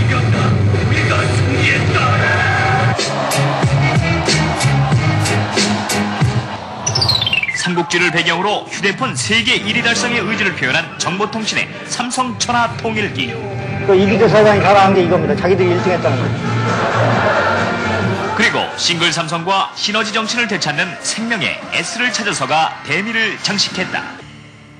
어두운 밤하늘을 수놓는 화려한 불꽃처럼 삼성의 미래를 밝혀줄 희망의 의식이 시작되고 그 희망의 불꽃이 작은 촛불되어 손에서 손으로 마음에서 마음으로 전해지는 이 순간 저 하늘에 빛나는 불꽃처럼 이제 우리의 열정과 패기를 모아 삼성의 불꽃을 이루리라. 네. 네. 신입사원들이 무슨 회사에서 뭐 어떻게 하는 게 아니고 그 팀별로 짜가지고 자체적으로 하는 거죠. 그러니까 아이디어를 발굴하는 거, 그거를 갖다가 연출해 나가는 거, 이런 것들이 전부. 물론 이제 전문가의 도움을 받기는 하지만은 그 자치 조직을 가지고 이제 이런 1년에 한 번씩 이런 걸 하고 있죠. 그 다음에 SLP 임원 양성 과정. 아까 말씀드렸지만은 MBA 성격의 종합 역량을 개발하는 그런 과정입니다. 그래서 앞으로 임원이 될 수 있는 사람을 집중적으로 교육하는 과정이고요. SLP 고위 경영자 과정. 이거는 임원 중에 앞으로 CEO가 될 사람을 사전에 교육시키는 과정입니다. 그 다음에 삼성 MBA 과정은 그룹의 차세대 리더를 조기 양성하기 위해서 95년도부터 주로 이제 해외 2년 파견되는 사람이 있고 국내에 파견되는 사람이 있는데 죄송합니다.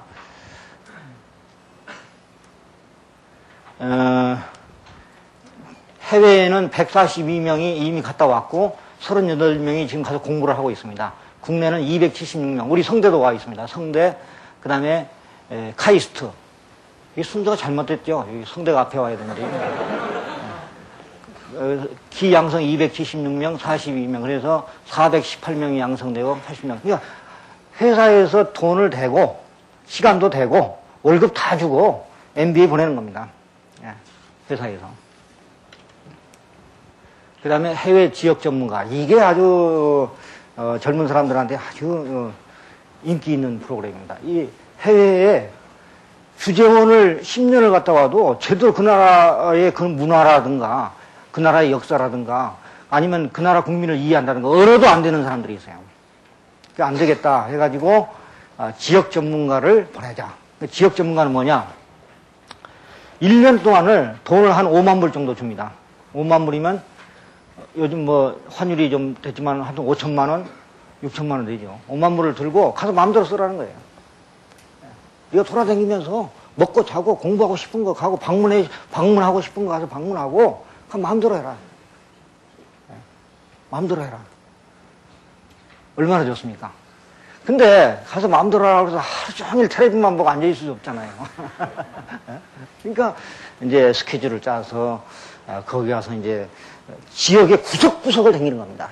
아주 구석구석, 아주 중국 전문가, 뭐 일본 전문가, 전 세계에 지금 이게 90년부터 해외를 파견했는데 몇 개 나라죠? 지금 3,000명을 넘게, 3,061명이죠. 그러니까 중국, 일본, 북미, 구주, 동남아, 중남미, 러시아, 서남아, 중동아, 대양주. 전 세계에 그 지역이 전문가가 된 겁니다. 총각은 그 나라의 아가씨하고 결혼해라. 예. 결혼해라. 그거 살아. 그 정도로 전문가를 키워준 거예요. 예. 그런 지역 전문가 제도가 3,061명 있는데 그 사람들이요, 하루하루를 활동하는 걸 요즘은 이제 디지털 시대가 되어가지고 전부 찍어요. 전부 찍어가지고 인터넷에 올립니다. 그러면 전 그룹에 있는 사람이 다 그걸 보는 겁니다. 그러니까 모든 세계의 정보가 다 들어있어요. 아주 손바닥 쳐다보듯이 다 볼 수가 있어요.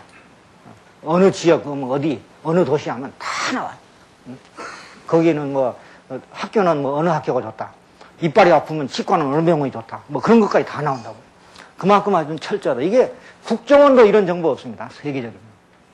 생각해 보세요. 이게 이제 글로벌 시대에 천병 역할을 하는 거죠. 지역 전문가입니다. 이것도 회사에서 월급 주고, 시간 내주고, 돈 주고, 그거 하는 겁니다. 전문가. 그 다음에 해외 법인장을 양성하는 과정, 또 현지화 능력개발관, 외국어 생활관이 있는데, 제가 있었던 그 인력개발원에 외국어 생활관이 있어요. 그 외국어 생활관 안에서는 일체의 우리말을 못 씁니다.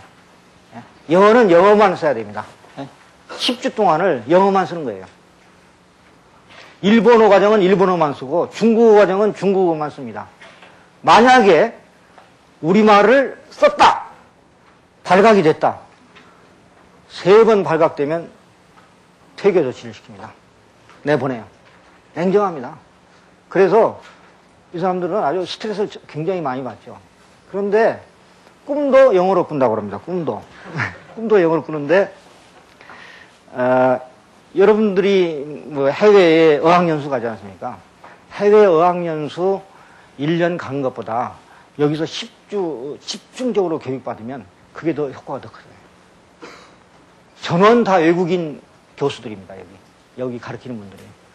그래서 아주 굉장히 이거 오래된 전통인데, 이것도 회사에서 돈 주고, 시간 내고, 경비 주고, 가르치는 겁니다. 그 다음에 이제 온라인 과정으로, 요즘은 이제 블렌디드 러닝에서, 온라인으로 교육을 많이 합니다. 왜냐하면 연수원에 갈 시간이 없잖아요. 이 크레두라는 회사를 제가 있을 때 만들었습니다. 지금 크레두가 엄청 큰 회사가 됐는데, 과정이 350개 과정이 있어요. 350개. 연 교육인원이 30만 명이에요. 30만 명이고, 고객 회사가 국내에 1000개 정도 됩니다. 1000개. 1000개 회사가 크레두에 와서 강의를 듣는 겁니다. 삼성뿐만 아니라, 그래서 요즘은 매출이 한 300억 되는데, 거의 반 이상은 삼성이 아닌 다른 회사에 이거 합니다. 그래가지고 이익도 많이 납니다, 이게. 굉장히 국무총리 상도 받고, 우리나라의 산업교육은 크레두가 최고입니다. 이 콘텐츠죠. 자, 지금까지 이제,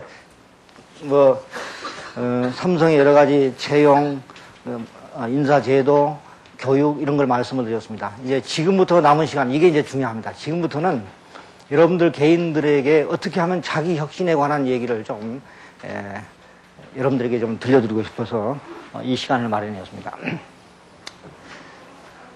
자, 이 그림이 제가 갖고 있는 개인 홈페이지입니다. 여기 뭐라고 되어 있습니까? www.고수점넷입니다. 고수점넷에 들어와 보세요. 딱 들어오면 알을 깨고 착 나옵니다. 거기에 뭐라고 되어 있느냐? 스스로 알을 깨고 나오면 한 마리 생명력 있는 새가 되고, 남이 깨주면 일회용 계란 프라이다.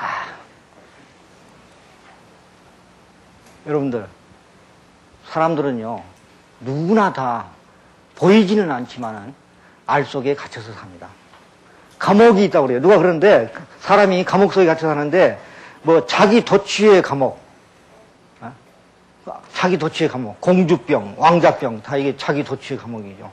또 타인 비판의 감옥, 모든 거를 남을 비판만 할 줄 아는 사람, 타인 비판의 감옥, 부정적 사고의 감옥, 과거 지향의 감옥, 뭐 질투의 감옥, 이런 감옥 속에 갇혀 있다. 그게 알입니다. 저는 이 발상의 벽, 제도의 벽, 관행의 벽, 조직의 벽, 문화의 벽, 이게 다 알이라고 생각합니다. 알이에요. 그 알, 자기 고정관념, 자기만이 갖고 있는 고정관념, 타성, 이기심, 알이죠. 여러분이나 저나 다 알 속에 갇혀 살아요. 그러니까 답답한 거예요. 몸부림치는 거예요. 불행한 거예요. 괴로운 거예요. 그 알을 깨고 나와야 되는데 누가 깨? 남이 깨주면 일회용 계란을 후라이팬이 안 된다. 자기가 스스로 깨라. 그게 자기 혁신입니다. 그런데 나이가 많이 든 어른일수록 알이 더 두꺼워요. 더 얇아져야 되는데 왜 두꺼우느냐? 그 제가 100마리째 원숭이 얘기했잖아요. 끝까지 고구마를 손으로 털어먹는 변화를 거부하는. 왜냐? 변화를 거부하는 원숭이가 두 종류입니다. 15살 이상 되는 늙은 원숭이, 그 다음에 남자 원숭이. 남자들이 잘 변화를 잘 안 한대요. 그런데 사람이 예를 들면 70세 먹은 노인의 고집을 꺾기보다 산 하나 옮기는 게 낫다.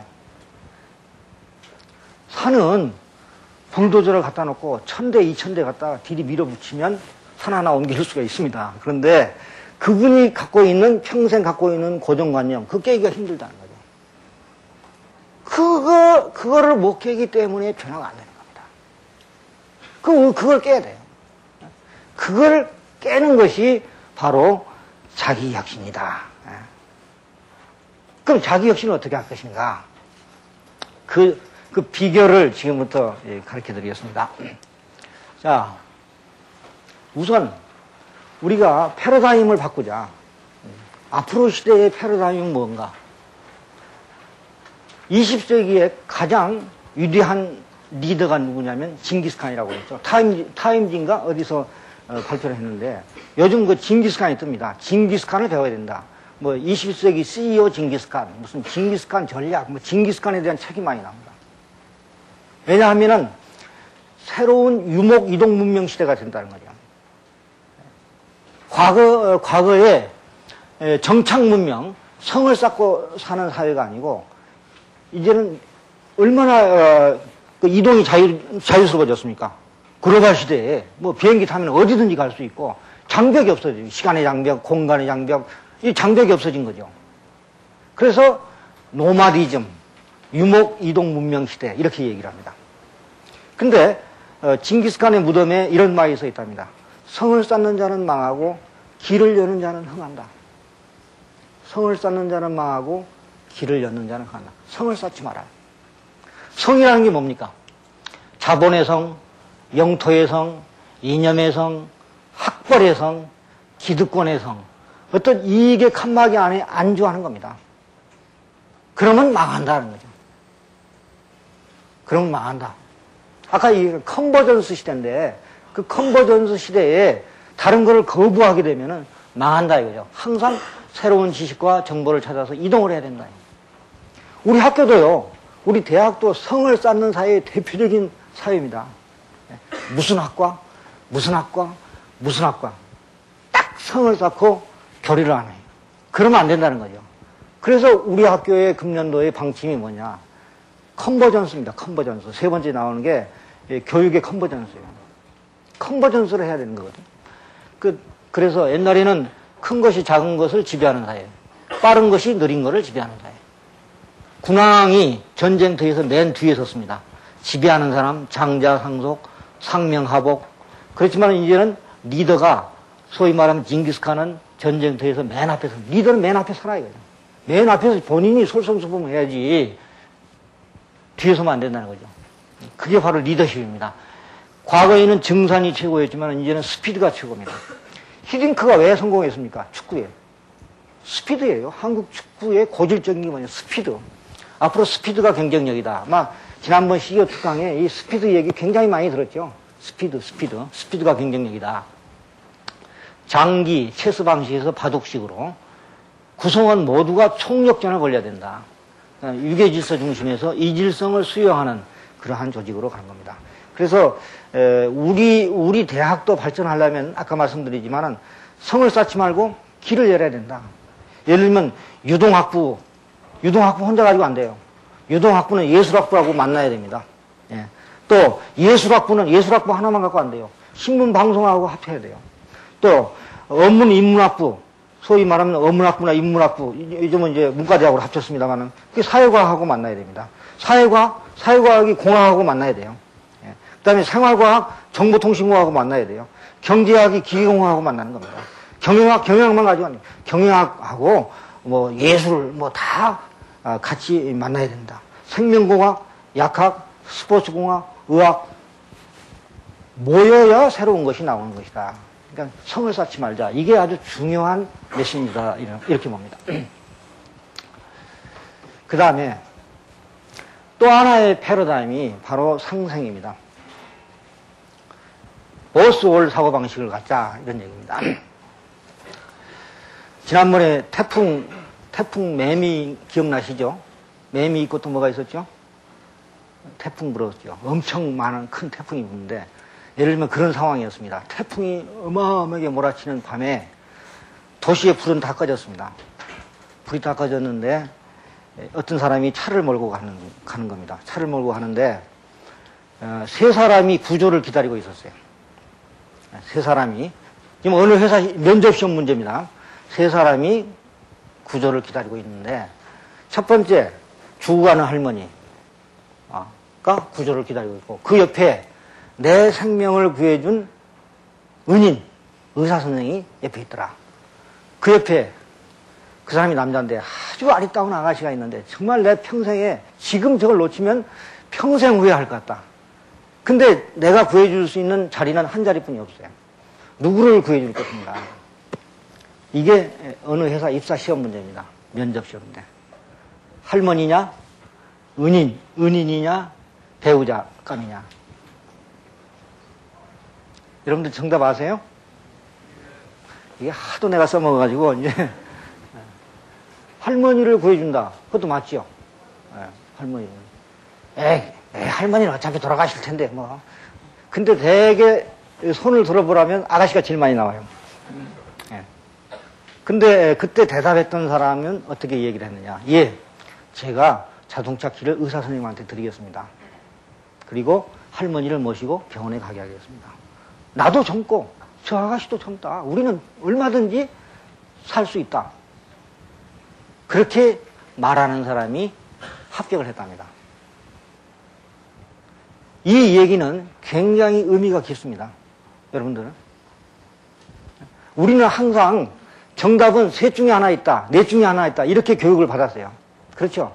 정답은 셋 중에 하나, 넷 중에 하나. 흰색이 아닌 건 흑백, 검정색. 반대는 흑백. 검정색 아닌 건 하얀 거. 왜? 빨강, 주황, 노랑, 초록, 보라 많이 있잖아요.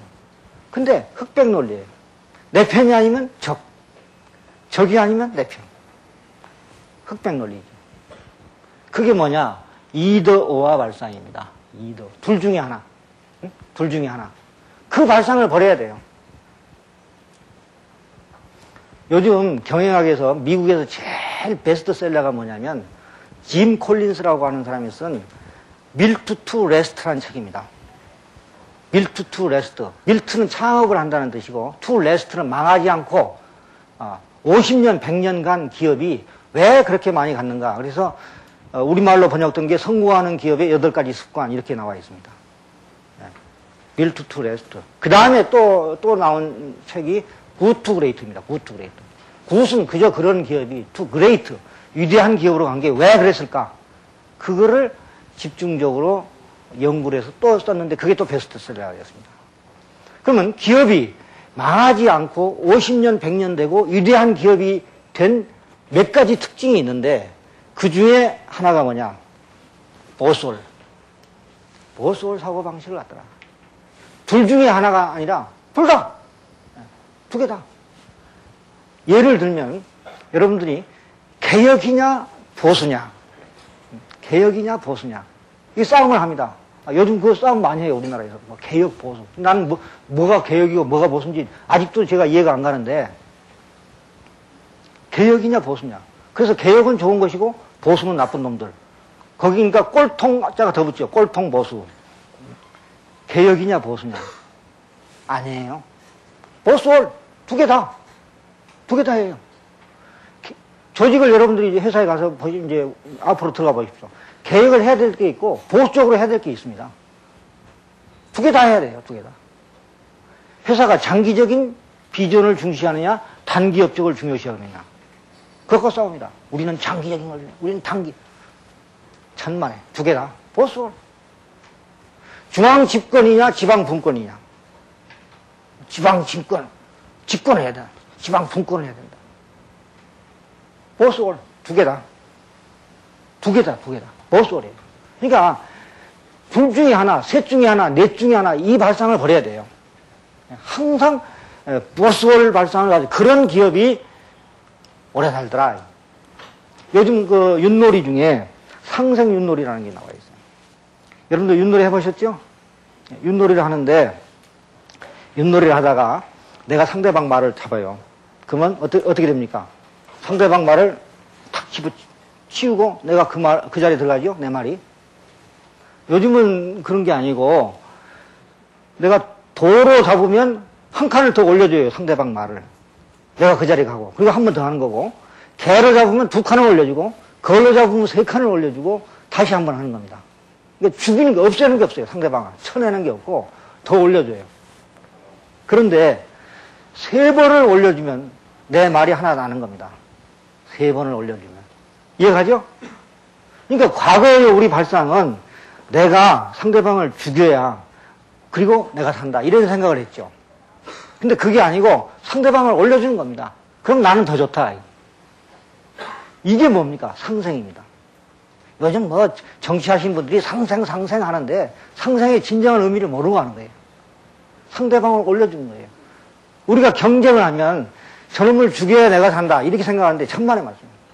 경쟁사도 키워주고 내가 더 잘하면 되는 겁니다. 예. 경쟁의 개념이 바뀐 거예요. 과거의 상극의 시대, 상쟁의 시대, 대립과 갈등과 편가르기의 시대. 그때는 그랬어요. 그러니까 지금은 상생, 윈윈. 그래서 요즘 뭐 모든 사람이 상생 얘기를 합니다. 바로 이 상생이 아까 상생 윷놀이 같은 거죠. 그 다음에 지하 자원이 아니고 두뇌 자원이다. 소유가 아니고 접속이다. 과거에는 10,000명이 한 명을 먹여 살린 거죠. 온 백성이 임금님 한 분 모셔서 먹여 살리고 온 종업원이 사장 먹여 살리고 아닙니다. 지금은 한 명의 천재가 10,000명을 먹여 살려요. 반도체를 개발한 그 천재 한 명이 삼성전자를 먹여 살리고 대한민국 먹여 살린다 이거죠. 그 잘하는 사람을 더 잘하게 해줘야 돼요. 아, 저 사람이 정말 훌륭한 사람이다 하면 저 사람에게 연봉을 나보다도 2배, 3배 받아도 내가 세금을 안 내야 돼요. 아, 저 사람 더 잘해줘, 더 주십시오. 그래야 나도 덕을 보지. 그런데 우리나라는 그게 안 돼. 아까도 얘기했지만 배 아픈 건 참는데 배고픈 건 참는데 배 아픈 건 못 참겠다. 잘해준 건 못 봐요. 그 생각을, 그 발상을 버려야 된다는 거죠. 훌륭한 사람. 그러니까 앞으로는 예를 들면 바둑 5급짜리가 100명이 앉아서 뭐 머리 써봐야 바둑 1단짜리 한 사람이 머리 쓰는 거하고 비교가 되겠습니까? 안 되죠. 그러면 바둑 1단짜리를 대우를 해줘야 되는 거죠. 그게 바로 요즘 천재급 인력이다. 뭐 우수 인력, S급 인력이다. 그거예요. 삼성에서 얘기하는. 그러니까 잘하는 사람을 더 잘하게 해야 된다. 근데 우리는 잘하는 사람을 하향 평준화 시키는 게 교육제도예요. 지금 현재 우리나라에. 평준화. 차별을 인정을 하지 않아. 그러면 안 되죠. 잘하는 사람을 더 잘하게 키워줘야 돼요. 그런 면에서 이제 우리가 발상을 바꾸자는 거죠.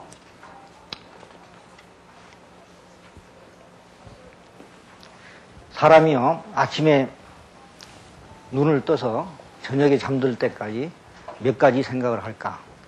우리 머릿속에 스쳐가는 생각이 얼마나 되느냐? 누가 세본 사람? 몇 가지 생각을 하느냐. 미국의 심리학자가 어떻게 세봤는지는 저도 모르겠어요. 아침에 눈 뜨고 저녁에 잠들 때까지 우리 머릿속에 스쳐가는 생각이 5만 가지랍니다. 예. 그러니까 우리 조상이 얼마나 참 영특하십니까? 5만 잡생각이 다 난다. 그 얘기가 그 얘기예요. 5만 가지. 그 5만 가지 생각을 하는데 중요한 건 뭐냐. 그 5만 가지 중에 90% 이상을 부정적인 생각을 합니다. 예. 부정적인 생각을 해요. 어떻게? 할 수 있다! 보다, 아유, 나 할 수 없을 것 같아. 잘 될 것이다! 아니야, 나 잘 안 될 것 같아. 믿음. 그 믿음보다는 불신. 감사. 만족. 여러분들 하루에 감사한 마음이 몇 번 올라옵니까? 여러분들 다 감사해야 되잖아요. 5만 가지 중에 5번은 올라와야 될 텐데. 올라와요? 감사하는 마음이 안 올라와. 그럼 뭐? 불평, 불만, 심술, 짜증, 예? 남 칭찬 몇 번 해줘요? 남 칭찬해주기보다는 남 헐뜯는 게 더 많죠? 예? 그런 거. 열등감, 슬픔, 좌절, 공포, 두려움, 분노, 원망. 이게 다 부정적인 생각입니다. 우리 머릿속은요, 딱 구조가 단순해요. 둘 중에 하나예요. 그거야말로 둘 중에 하나예요. 긍정적인 생각이냐, 부정적인 생각이냐. 그럼 성공하는 사람은 어떤 사람인가? 긍정적인 생각을 하는 사람입니다. 제가 학교에 와가지고, 우리 학교는 뭐를 가르치죠? 예. 비판적 사고를 가르칩니다. 비판적 사고 능력을 가르칩니다. 그 얘기를 참 많이 하시대요. 비판적 사고 능력. 대학은 비판적 사고 능력을 가르치는 것이다. 제가 부정을 하지 않습니다. 비판과 비난은 다른 거니까. 그런데 비판적 사고보다 더 중요한 게 있습니다. 긍정적 사고. 남을 비판하기 전에 우선 긍정적인 사고를 가져야 돼요. 성공하는 사람은 비판 잘하는 사람이 아니고 긍정적인 사고를 가진 사람입니다. 일을 맡겨봐요, 저도 부하들한테 일을 맡겨보면 이 일이 굉장히 어려운지 압니다. 야, 이거 좀 할래? 딱 보면 표정이 재수없게 또 내가 이 일을 이렇게 말은 안 하지만 얼굴 보면 다 나오죠. 근데 어떤 사람은 제가 하겠습니다. 아, 이거 힘들 텐데. 아, 이거 뭐 어차피 해야 되는데 뭐 제가 하죠. 자, 누가 성공하겠습니까? 여기 물이 반잔이 있어요. 물이 반잔이 있는데 컵에 아직도 반잔이나 있군 이렇게 말하는 사람이 있고 이제 반잔뿐이 없네. 분명히 둘 중에 하나죠. 여러분 어느 쪽입니까? 성공하는 사람은 긍정적인 생각을 합니다. 긍정적인 생각. 여러분들 정말 긍정적인 생각을 가지고 있죠. 이 모든 것을 엔조이 할 수 있어야 돼요. 즐길 수 있어야 돼요. 제가요, 공자님 말씀 중에 이런 게 있습니다. 지지자는 불여 호지자요, 호지자는 불여 낙지자라. 지지자, 아는 자는 불여 호지자, 좋아하는 것만 못해요. 내가 예를 들면 여러분들이 뭐 어느 걸 안다. 그 아는 거 하고, 내가 좋아하는 게 더 좋지요. 호지자는 불여 낙지자라. 즐기는 것만 못하다. 그러니까 즐길 줄 알아야 돼요. 즐길 줄. 모든 것을, 나에게 오는 모든 것을 즐길 수 있을 때. 그래서 뭐라고 그랬느냐. 과거에는 윤종용 부회장께서 지난번에 오셔가지고 종의 기원을 쓴 다윈의 얘기를 했죠. 변화에 순응한 자만이 살아남는다. 맞습니다. 변화에 순응하는 자만이 살아남아요. 근데 그것보다 한 단계 버전업된 게 뭐냐. 즐기는 능력이 뛰어난 자가 살아남는다. 즐겨야 됩니다. 여러분들 여기 강의 오늘 오셨죠? 자, 이거 시간 얼마 남았지? 마지못해서 듣는 것과 즐기는 건 다르죠. 저도 강의하면 즐겨야 됩니다. 이 순간 여러분들의 눈빛을 보면서 저는 즐기는 겁니다. 엔돌핀이 팍팍 올라오는 거예요. 젊어지는 거예요. 즐겨야 돼요. 공부도요. 공부가 재미없으면 하지 마세요. 그거 재미없는 공부 왜 합니까? 빨리 다른 길로 들어서야 돼요. 공부 잘하는 사람은요. 공부를 즐기는 겁니다. 취미가 공부인 거예요. 취미가 공부가 아닌데 억지로 공부해가지고 되겠어요? 이게 자기가 즐길 수 있는 능력이 있어야 됩니다. 즐기는 거. 그러니까 우리가 스트레스를 받는다?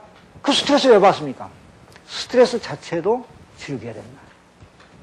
여러분들이 지금 이 순간, 오늘 나가는 이 순간, 여러분에게 부딪혀오는 모든 것을 즐긴다고 생각해요. 그 즐긴다고 생각하려면 어떻게 되느냐? 남의 탓으로 돌리지 말아요. 모든 게 내 책임이다라고 생각하면 됩니다. 그러면 불평도 안 나오고, 힘술도 안 나오고, 짜증도 안 나오고, 예? 그런 거예요. 그러니까, 긍정적인 생각을 갖자. 예, 긍정적인. 예를 들면 이런 얘기가 있습니다. 옛날 고사에 청나라 2대 태종 홍탓이라는 사람이 명나라하고 최후의 일전을 했어요. 최후의 일전을 하는데, 전쟁터에 나가려고 보니까 아침에 전쟁터에 탁 나가려고 하는데 밥상 상다리가 딱 부러지는 거예요. 그러면 대부분 사람들은 어떻게 생각해요? 야, 이거 상다리가 부러진 거 보니까 이거 불길한 징조가 있는데 이번 전쟁 나가면 피할 것 같은데 이렇게 생각을 하는 겁니다. 근데 홍타신은 어떻게 생각했느냐? 상다리가 부러졌어? 그래. 오늘 전쟁에서 이겨가지고 명나라 왕 그 좋은 금빛 찬란한 그 상에서 밥을 먹게 생겼구만. 이렇게 말을 하더라. 똑같은 상황인데 해석을 어떻게 하느냐에 따라서 어떻습니까? 제가 분명히 마지막에 최후에 위나라 군대하고 오장 원두 최후 일전을 벌리는데 군기가 꺾였습니다. 군기가.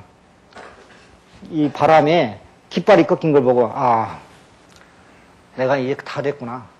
나는 이제 갔구나. 전쟁에 지겠구나. 쳤어요. 그래갖고 병들어서 결국 죽었습니다. 똑같은 상황에 어떻게 해석하느냐. 긍정적으로 생각하는 사람이 성공한다. 그래서 모든 면에서 여러분들은, 우리 성교인들은 항상 긍정적인 생각을 하자. 빼딱하게 모든 거를 불평불만하고 사람 평생 그것만 합니다. 그 사람이 성공 못해요. 예. 두 번째, 다르다와 틀리다를 구분할 수 있어야 됩니다. 다르다는 영어로 different, 틀리다는 영어로 wrong입니다. 우리는 다른 것은 틀린 것으로 보는 겁니다. 다름을 인정하지 않습니다. 나와 다른 건 틀리다, 이렇게 생각을 해요. 그렇습니까? 자, 우리가 어린 소녀가 있어서 이뻐서 제가 머리를 쓰다듬어줘요. 너 참 이쁘다. 머리를 쓰다듬어줘요. 그러면 우리나라에서는 자기 딸을 머리를 쓰다듬어 주니까 고마워해요. 우리 딸 이쁘다고. 예를 들면 미국에 가서 머리 쓰다듬어 주면 어떻게 되죠? 성희롱죄에 걸립니다. 예. 구속이 됩니다. 구속이. 조심하셔야 돼요. 그러면 어느 게 맞고 어느 게 틀린 거예요? 우리나라가 맞고 미국이 틀렸죠? 이쁘다고 머리 쓰다듬어 주는데 그게 맞지. 그걸 우리나라에서 맞는 거고 미국 가면 틀린 거예요. 그 다른 것이 아니고, 다른 것이 틀린 게 아니고 다른 것이죠. 다름을 인정해야 돼요.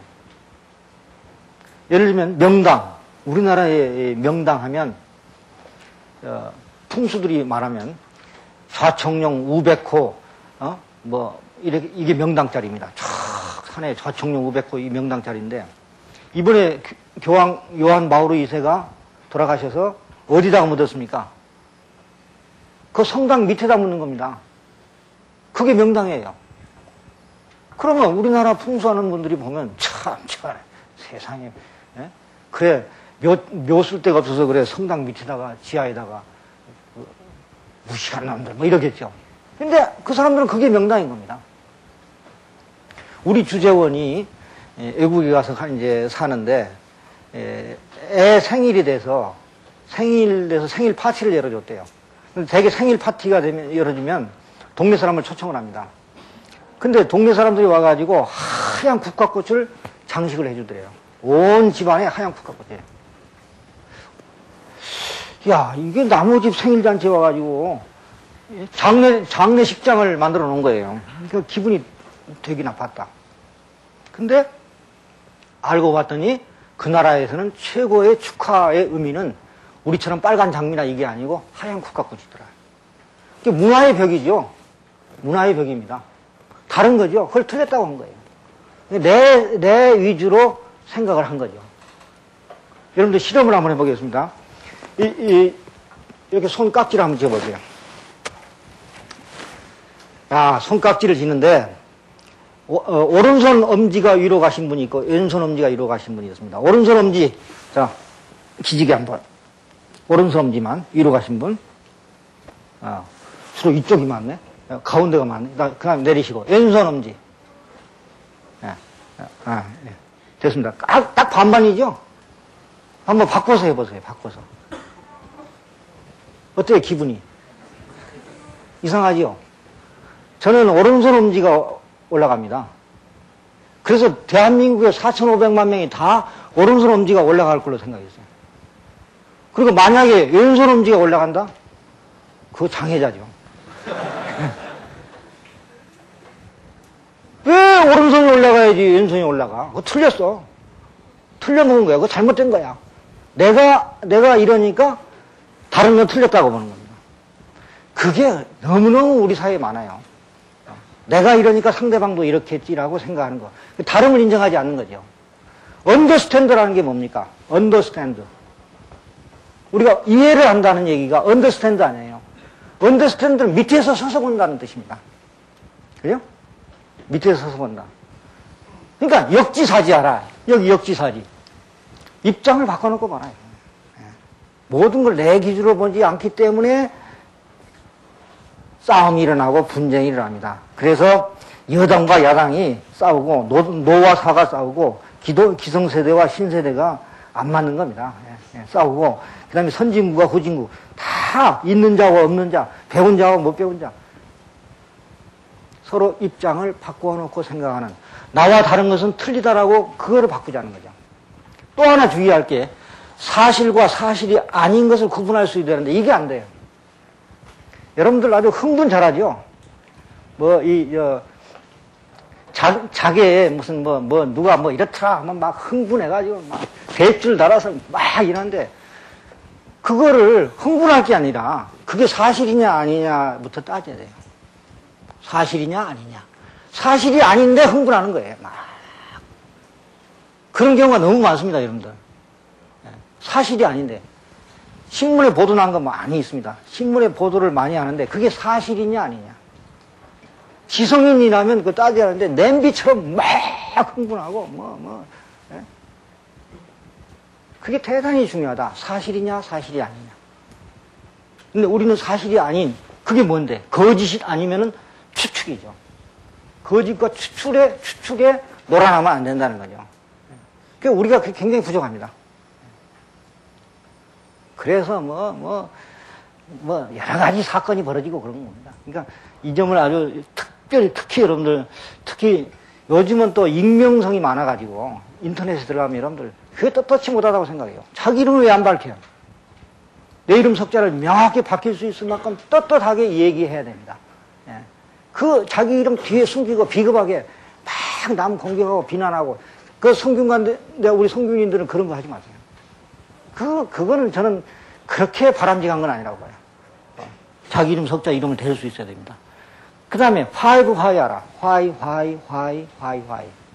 제가 지난 시간에 한번 얘기했죠. why를 5번 해라. 왜.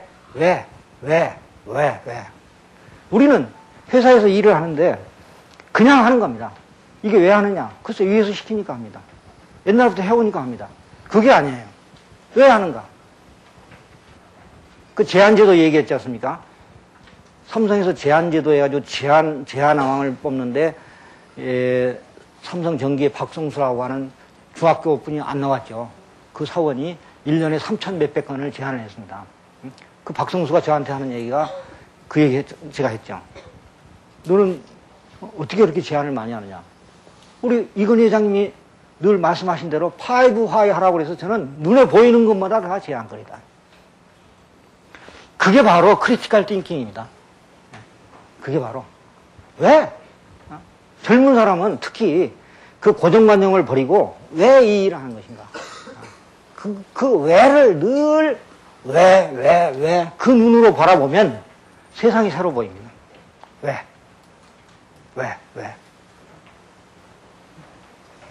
돈에는 왜 세종대왕이 들어가느냐? 그랬잖아요. why? 서태지 얼굴 들어가면 더 좋지. 바로 그런 거예요. 그러니까 항상, 왜라는 거를 가지고 발상을 좀 하면은 알아깨고 나오는데 도움이 된다. 5 try, 챌린지, 도전하라. 삼성에 옛날에는요, 돌다리도 두드리고 건너간다. 신중하니까. 근데 돌다리도 깨질 때까지 두드려 본다. 행동을 안 해요. 계속 두드리기만 하면 뭐합니까? 도전을 해야 되는데. 그러니까 이건희 회장께서 돌다리든 나무다리든 떼목다리든 건너라. 실패를 많이 하라. 실패를 많이 하면 상을 준다. 아까 심상필상. 세상에 실패가, 여러분들이 실패하면 성공의 반대라고 생각하시죠? 실패는 성공의 반대입니까? 아닙니다. 실패는 성공의 일부분입니다. 실패하고 하다가 플러스 알파 돼서 성공을 하는 겁니다. 그러니까 실패 그 자체는 성공의 일부분이지 성공의 반대가 아니다. 에디슨이 이 전구를 발명하는데 몇 번 실패했습니까? 147번 실패를 했습니다. 147번. 라이트 형제가 비행기를 발명하는데 몇 번 실패를 했습니까? 805번 실패했습니다. 다만 실패도 삼성에서는 두 가지가 있습니다. 예를 들면 아까 에디슨의 실패, 이건 좋다 이거죠. 근데 토끼와 거북이 이 얘기에 나오는 토끼의 실패는 안 된다. 토끼의 실패. 왜? 무사한이라고. 자만심, 무사한일. 그러니까 그건 안 되죠. 그러나 열심히 일을 하다가 실패하는 건 용납한다. 그러니까 도전하라. 실패를 두려워하지 마라. 뭐든지 도전하라. 이번에 그 삼성 CEO 특강 중에 뭡니까? 도전입니다. 도전. 더 이상 배울 데가 없다. 반도체 누가 배워요? 전 세계에서 옛날에는 남 잘하는 것만 따라가면 됐는데 그냥 도전하는 겁니다. 그 삼성의 반도체나 이런 쪽에 가보면 그게 굉장히 강해요. 어차피 가르쳐주는 사람 없고 한번 해보자. 내가 아니면 안 된다. 도전하는 겁니다. 도전. 그 도전하는 정신, 그게 필요하다는 거죠. 알아깨고 나오는 다섯째, 끊임없이 학습을 해야 됩니다. 이제는 대학 4년을 나오면 공부 다 끝났다? 천만의 말씀이에요. 아까 얘기했잖아요. 삼성에서는 신입사원 때부터 사장 될 때까지 계속 교육을 시킨다. 누가 가르쳐 주느냐? 이제는 스스로 공부를 해야 됩니다. 죽을 때까지 공부를 하라. 하루에 일주일에 책 몇 권 읽느냐? 저는 일주일에 책 한 권은 읽어야 된다고 생각합니다. 최소한도로 일주일에 책 한 권은 읽자. 그런데 시간이 없습니까? 여러분들 시간이 없습니까? 예? 시간이 없다는 얘기는 말이 안 됩니다. 자기가 관심이 없기 때문에 왜 책을 안 읽습니까? 뭐 다 많이 아니까? 공부를 해야 됩니다. 그리고 내 전공 지식 말고 다른 것들에 대한 공부를 많이 해야 돼요. 그래야 새로운 세상, 요즘은 지식 반감 시대라고 해가지고 지식이 자꾸 많이 바뀝니다. 예를 들면 73일마다 지식량이 2배가 늘어난다. 예? 또는 초중고등학교에서 배운 지식은 20년이 되면 반이 쓸모가 없고, 대학 지식은 10년만 되면 반이 쓸모가 없고, 기업 교육은 5년만 되면 반이 쓸모가 없고, 컴퓨터에 관련된 지식은 1년만 되면 반이 쓸모가 없다. 박사학위, 제가 농담으로 박사 유효기간 3개월이다. 3개월만 지나면 너도 별 볼 일 없다. 그만큼 빨리 변하고 있지. 공부하라. 평생 학습의 시대다. 그 다음에 청소 정리 정돈 잘해야 됩니다. 이게 혁신에 성공한 기업의 공통적 특성은 청결에 있습니다. 놀라운 사실입니다. 제가요, 삼성 신경영을 하면서 세계적으로 혁신에 성공한 기업을 잘 분석을 해보고 연구를 해보고 책도 보고 하니까 혁신에 성공한 기업의 공통적 특성은 청결이다. 청소할 줄 알아요. 청소대장 소리만 들으면 성공합니다. 우리 학교요, 얼마나 지저분했는지 아십니까? 제가 여기 오기 전에 몇 년 전에 한번 여기 왔는데, 야, 학교에 오니까 온 벽이 다 구호고 심지어는 바닥에까지 다 구호가, 무슨 놈 구호가 무슨 뉴욕의 할렘가보다 더하네. 얼마나 지저분. 그런 가운데 무슨 올바른 사고방식이 나오겠습니까? 깨끗하게 청결한 가운데 나오는 거죠. 여러분들 동아리 활동하는데 하면, 여기 동아리 활동하신 분도 계시겠지만, 제발 좀 청소 좀 하세요. 제가 이 복도나 이런 데는 다, 새로 페인트도 칠하고 깨끗이 해줬는데, 청결한 가운데 건전한 정신이 나옵니다. 지저분한데. 그리고 집안에서 청소 좀 하세요. 집안에. 평소에 집안에 청소를 왜 자기 청소도 못하느냐 이게. 청소만 잘하면 그 사람은 훌륭한 변화의 리더가 될 수 있다. 정리정돈하는 거. 그 다음에 인사, 웃음, 유머 이게 대단히 중요합니다. 인사할 줄 알아야 돼요. 이 인사를 습성화시키면 사람이 긍정적으로 됩니다. 그리고 적극적으로 됩니다. 마음이 열리고 그리고 성격이 밝아지고 그 따뜻한 마음을 갖게 된다. 그래서 인사하는 습성을 많이 갖는 게 중요하다. 그 다음에 말 있잖아요. 말도 부정적인 말을 쓰면 안 좋다는 거죠. 부정적인 말이 뭐냐? 못해 먹겠다. 아이고 안 된다. 뭐 죽겠다. 아니 못해 먹겠다고 계속 말하면 그거 진짜 못해 먹는 거예요. 안 된다고 계속 말하는 사람은 안 됩니다. 말이 법입니다. 말대로 되는 거예요. 사람이. 말대로 돼요. 그래서 말이 법이다. 언어가 운명을 바꾼다. 그러니까 긍정적인, 성공하는 사람은 늘 긍정적인 말을 씁니다. 부정적인 말을 안 써요. 거짓말 하지 말고, 남의 말 하지 말고. 남의 흉을 보면요. 저 사람 나쁜 사람이 하면 뇌가 인칭을 구분을 못 해요. 뇌가. 저 사람이라고 하는 인칭은 구분이 안 되고, 나쁜 사람이 하가 그게 내 것이 되는 거예요. 내가 나쁜 사람이 되는 거예요. 그러니까 남 흉 많이 보는 사람이 전부 그게 내 것이 됩니다. 옛날에 아주 못된 시어머니 밑에 며느리가 시어머니가 되면 더 못돼요. 왜? 하도 속으로 자기 시어머니 흉을 봤기 때문에 더 못되는 거예요. 그러니까 말을, 부정적인 말, 그런 걸 하면 취소 반성을 해야 됩니다. 일단 바깥으로 낸 말에 대해서 못해 먹겠다는 말 취소 반성합니다. 여러분들 꼭 한번 해보십시오. 예. 대단히 중요합니다. 그리고 노래도 슬픈 노래 부르지 말아 이거예요. 뭐 슬픈 노래, 뭐 돌아가는 삼각지, 뭐 안개 낀 장춘당 공원, 뭐 그 가수들도 다 요절했습니다. 예, 예, 정말이에요. 그 복 나가는 노래다. 복 나가는 노래.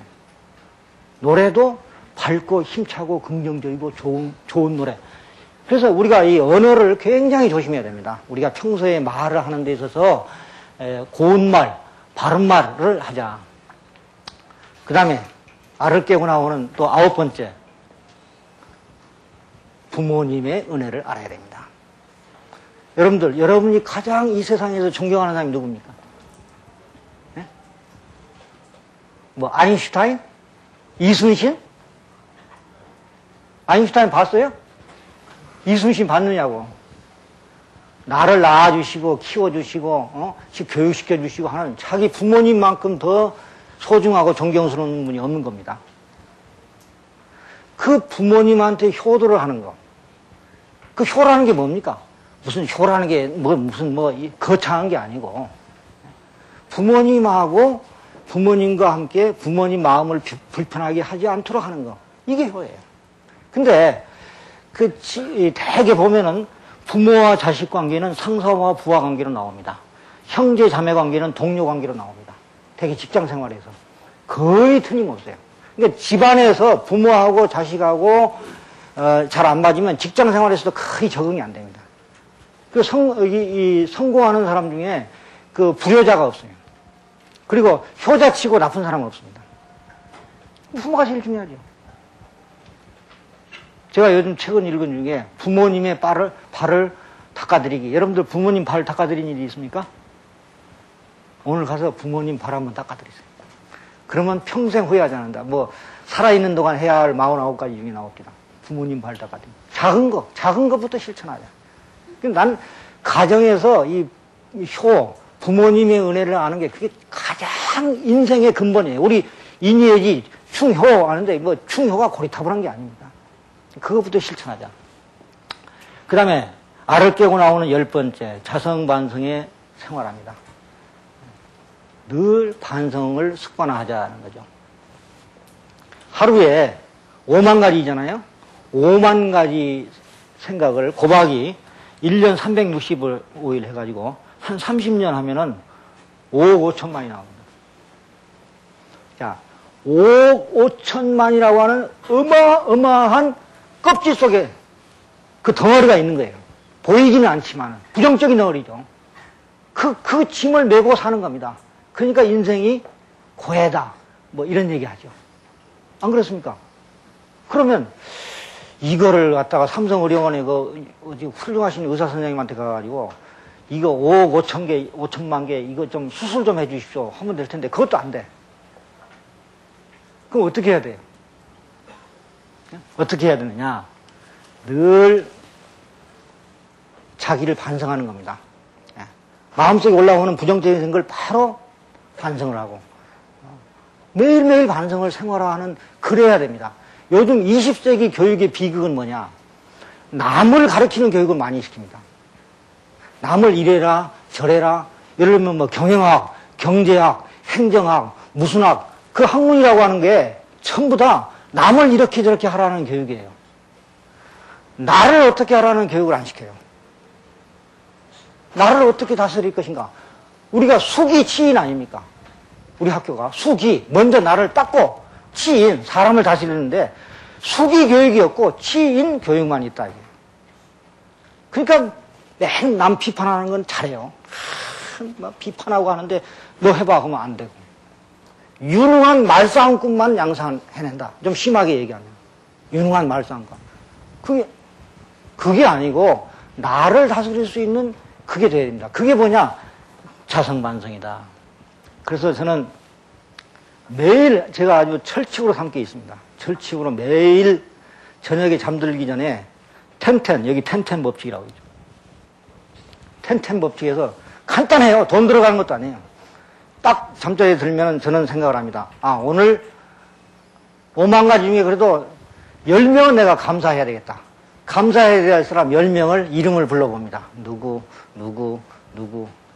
그 매일 10명 찾기도 쉽지 않죠? 예. 매일 10명 찾기도 쉽지 않습니다. 그러면 이제 저는 단골로 우리 돌아가신 아버지, 어머니를 부릅니다. 아버지, 어머니, 죄송합니다.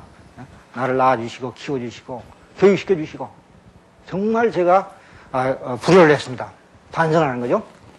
그 다음에 또 내 주변에 있는 사람 다 고마운 거예요. 그래서 감사한 사람 10명. 그 다음에 뒤에 태는 뭐냐면 반성. 내가 반성을 해야 될 그 10가지. 내가 오늘 말을 잘못했다. 부정적인 말. 아니면 생각을 잘못했다. 어떤 행동을 잘못했다. 10가지 나옵니다. 매일매일 10가지를 하다 보면 대개 제 경험상으로 보면 그 10가지 생각나기 전에 꿈속으로 들어갑니다. 꿈나라로 갑니다. 너무너무 마음 편해요. 즐거워요. 기뻐요. 그러니까 지지자는 불여 호지자요. 호지자는 불여 낙지라. 즐거워요. 즐거운 마음. 부정적인 걸 다 떨어버리니까. 그게 알을 깨고 나오는 마지막 그러면서도 가장 중요한 것이다. 여기까지 말씀을 드리고 오늘 고맙습니다.